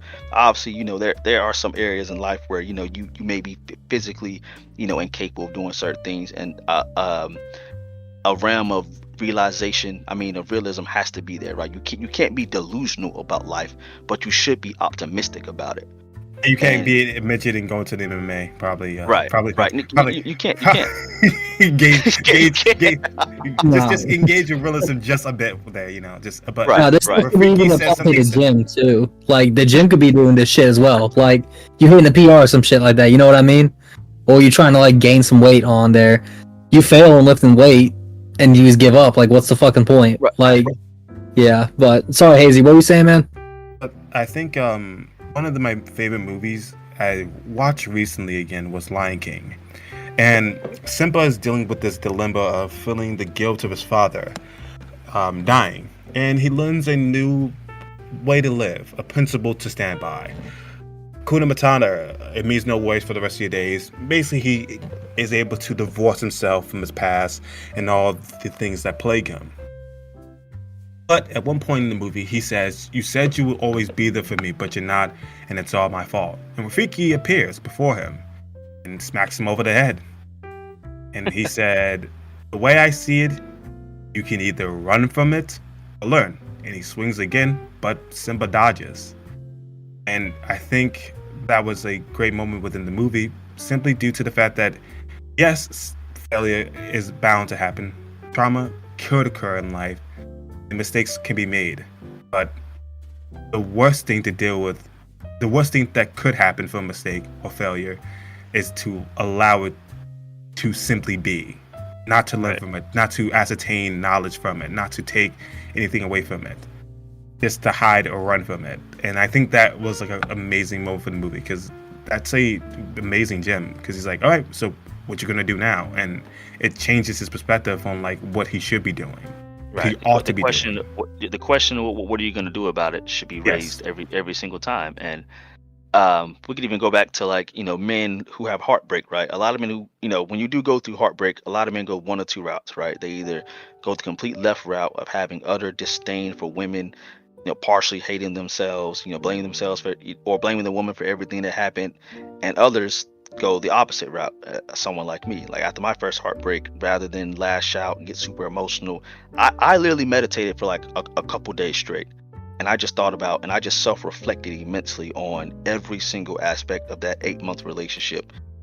What did I do? What did she do? Did this argument, did this situation that happened, was this my fault or her fault? How did I react to this? How did she play into it? And I kept going back on both sides, trying to be as unbiased as possible, because most people sit there and see an event and think they played that card completely right, and it can't no way be their fault because I'm such a good person. But in retrospect, if you look from an unbiased lens, sometimes it actually is your fault. Sometimes you actually are the one that fucked up, and it may have been in that instance. Other instances, it might have been the other person, and sometimes it's a combination of both. Like sometimes it got to a point where now you push to a threshold where you're fucking her over, and now she's doing it back to you because of what you did, or she may have started it, and your emotionality got in the way. Like there's so many layers to it. But if you don't ever take the time to self-reflect and really think about it, it'll never work out. You'll never proceed. You'll never reach that breakthrough moment of getting what you want out of life. And so I never even went to like the whole red pill, the YouTube thing. I never went to any of that. I just sat down and just thought about it over and over and over until I reached a eureka moment of just understanding myself on a more soulful basis. And my understanding of women increased since that day, and things just got immensely better. I've literally had little to no issues. I have no disdain for women, completely love them because I understand why they do the things they do. But a lot of men will ever get to that point. A lot of them go the left route of just disdain, hate. I can't stand them. Why are they so emotional? Why do they act this way? Why do they have these little icks, these ticks? And it's like, for me, for someone that knows why they do all of it, it's not aggravating, but like I want to help them so much so they can have better relationships, because we all want a lot of the same things. People want a relationship, people want kids, you want a lifestyle that you can provide for and be able to raise your children the way you want to. All this other extra materialism, like some of it, you do want at least a decent car, a nice place to live, but a lot of people just want a lifestyle, a family, kids, and to grow and be with them and have grandchildren. A lot of people want a lot of the same natural, traditional stuff that we've wanted throughout all of history. It's literally ingrained into your soul, and we've missed that mark on a lot of things. And of course, society's kind of lied about a lot of it too. So there's a couple of issues here and there, but what everyone wants is the same thing at the end of the day. At least a lot of the same things. So I know you guys are both, I wanted to ask you guys this question since, you guys all got your passion projects, as I do mine as well. So I know my friend here, Solis, is a Substack writer, and I wanted to ask about future projects and what are you guys working on currently, if you can divulge that information, or give people some insight into some things you guys are into. I'll let Sola go first. Yes. Yeah, I'm actually making up the finished touches, and I should be publishing it Monday. I've been spending a hot minute writing a paper on debunking utilitarian ethics, basically, and I've been spending a lot of time researching different philosophers of it, so I'm covering all my bases, so like act utilitarianism, rule utilitarianism. I'm going straight for the jugular in this shit. I'm going after all of it. It's... Damn, he said he's trying to look for all the crevices. He's like, hold on, let me just make sure, because I don't yeah. want So like people don't know, I say this all the time. I'm a perfectionist in what I do when it comes to writing. So I'll literally write a paper, and I'll have the paper written, ready to send, but I'll spend like almost a month reading it over, thinking, okay, if I was my opposing view, what cracks do I find in this? If I find any cracks, I'll reiterate it and make it more solid, more of a steel man. But it's about 7 pages long right now, so it's going to be a bit of a read compared to my first article, but I got a lot of stuff too I'm cooking up right now. Like, a lot of it's been that. A lot of it's answering common misconceptions I see from, like, Fedora tipping atheist Twitter, like, their arguments, like, oh, if God, all-powerful, why create big rock he can't lift? Like, dumb shit like that. Like, it's basically answering, like, lowbrow, commentary, like, some jabs and stuff. But those are the 2 things I'm working on right now, but I got a whole list of shit I'm cooking up at the moment. But that's for me. What's going on? Nah, it's all great to hear, Sola. I'm definitely gonna read it. Like, yeah, let me know when you drop it. I'm down to read that. That sounds hilarious. And as the smart person you are, I know you have such a unique take on it, and it'll be full of content. I know for sure. Me personally, I can't divulge too much, but on a more personal level, I'm working, on finishing up these 2 skills. One's in AI, and the other is a smaller tech skill that I'll have pretty much almost mastered by the end of the year. Almost towards November. I've been grinding that pretty much most of the time. And the other thing I have is, I'm sure you guys may or may not have seen like RNL around on Twitter or whatnot.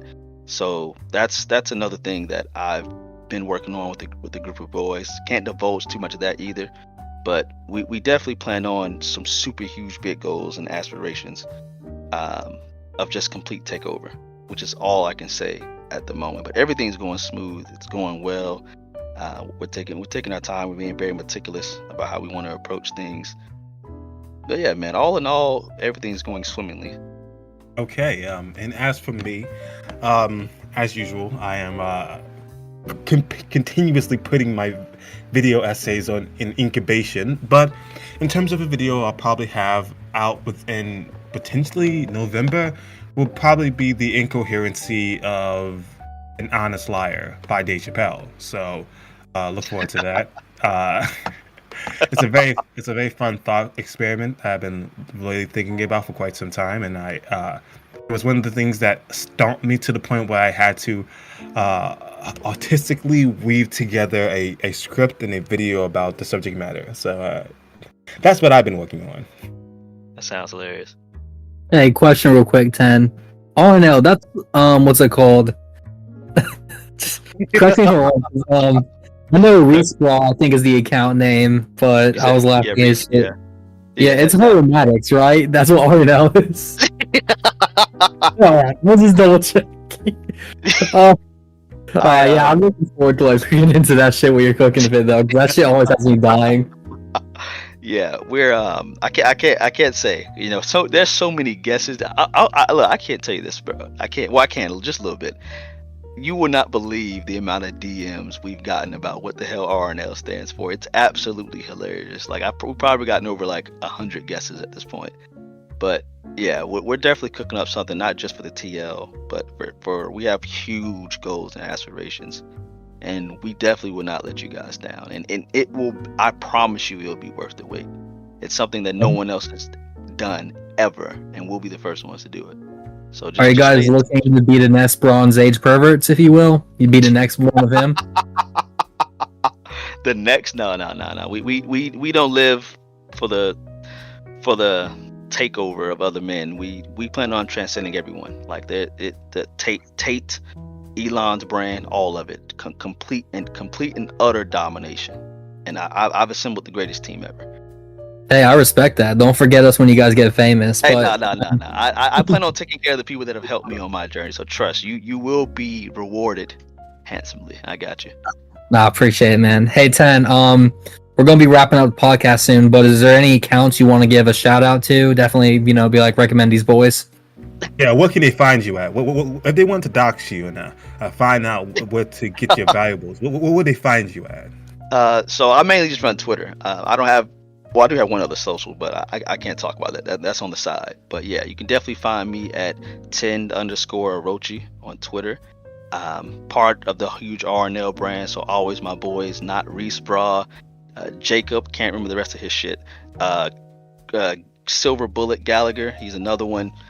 Alex, Ego, Closing USD, Don Treese, Juggernaut Bra, he's another one. I'm pretty sure I'm forgetting somebody else. Decay, Kane, and of course, I always got to shout out Ruby, Deja Ru 22, the OG for sure. Atlas and Lion, also the other Lion. It's like 4 lions. I know. Fuck.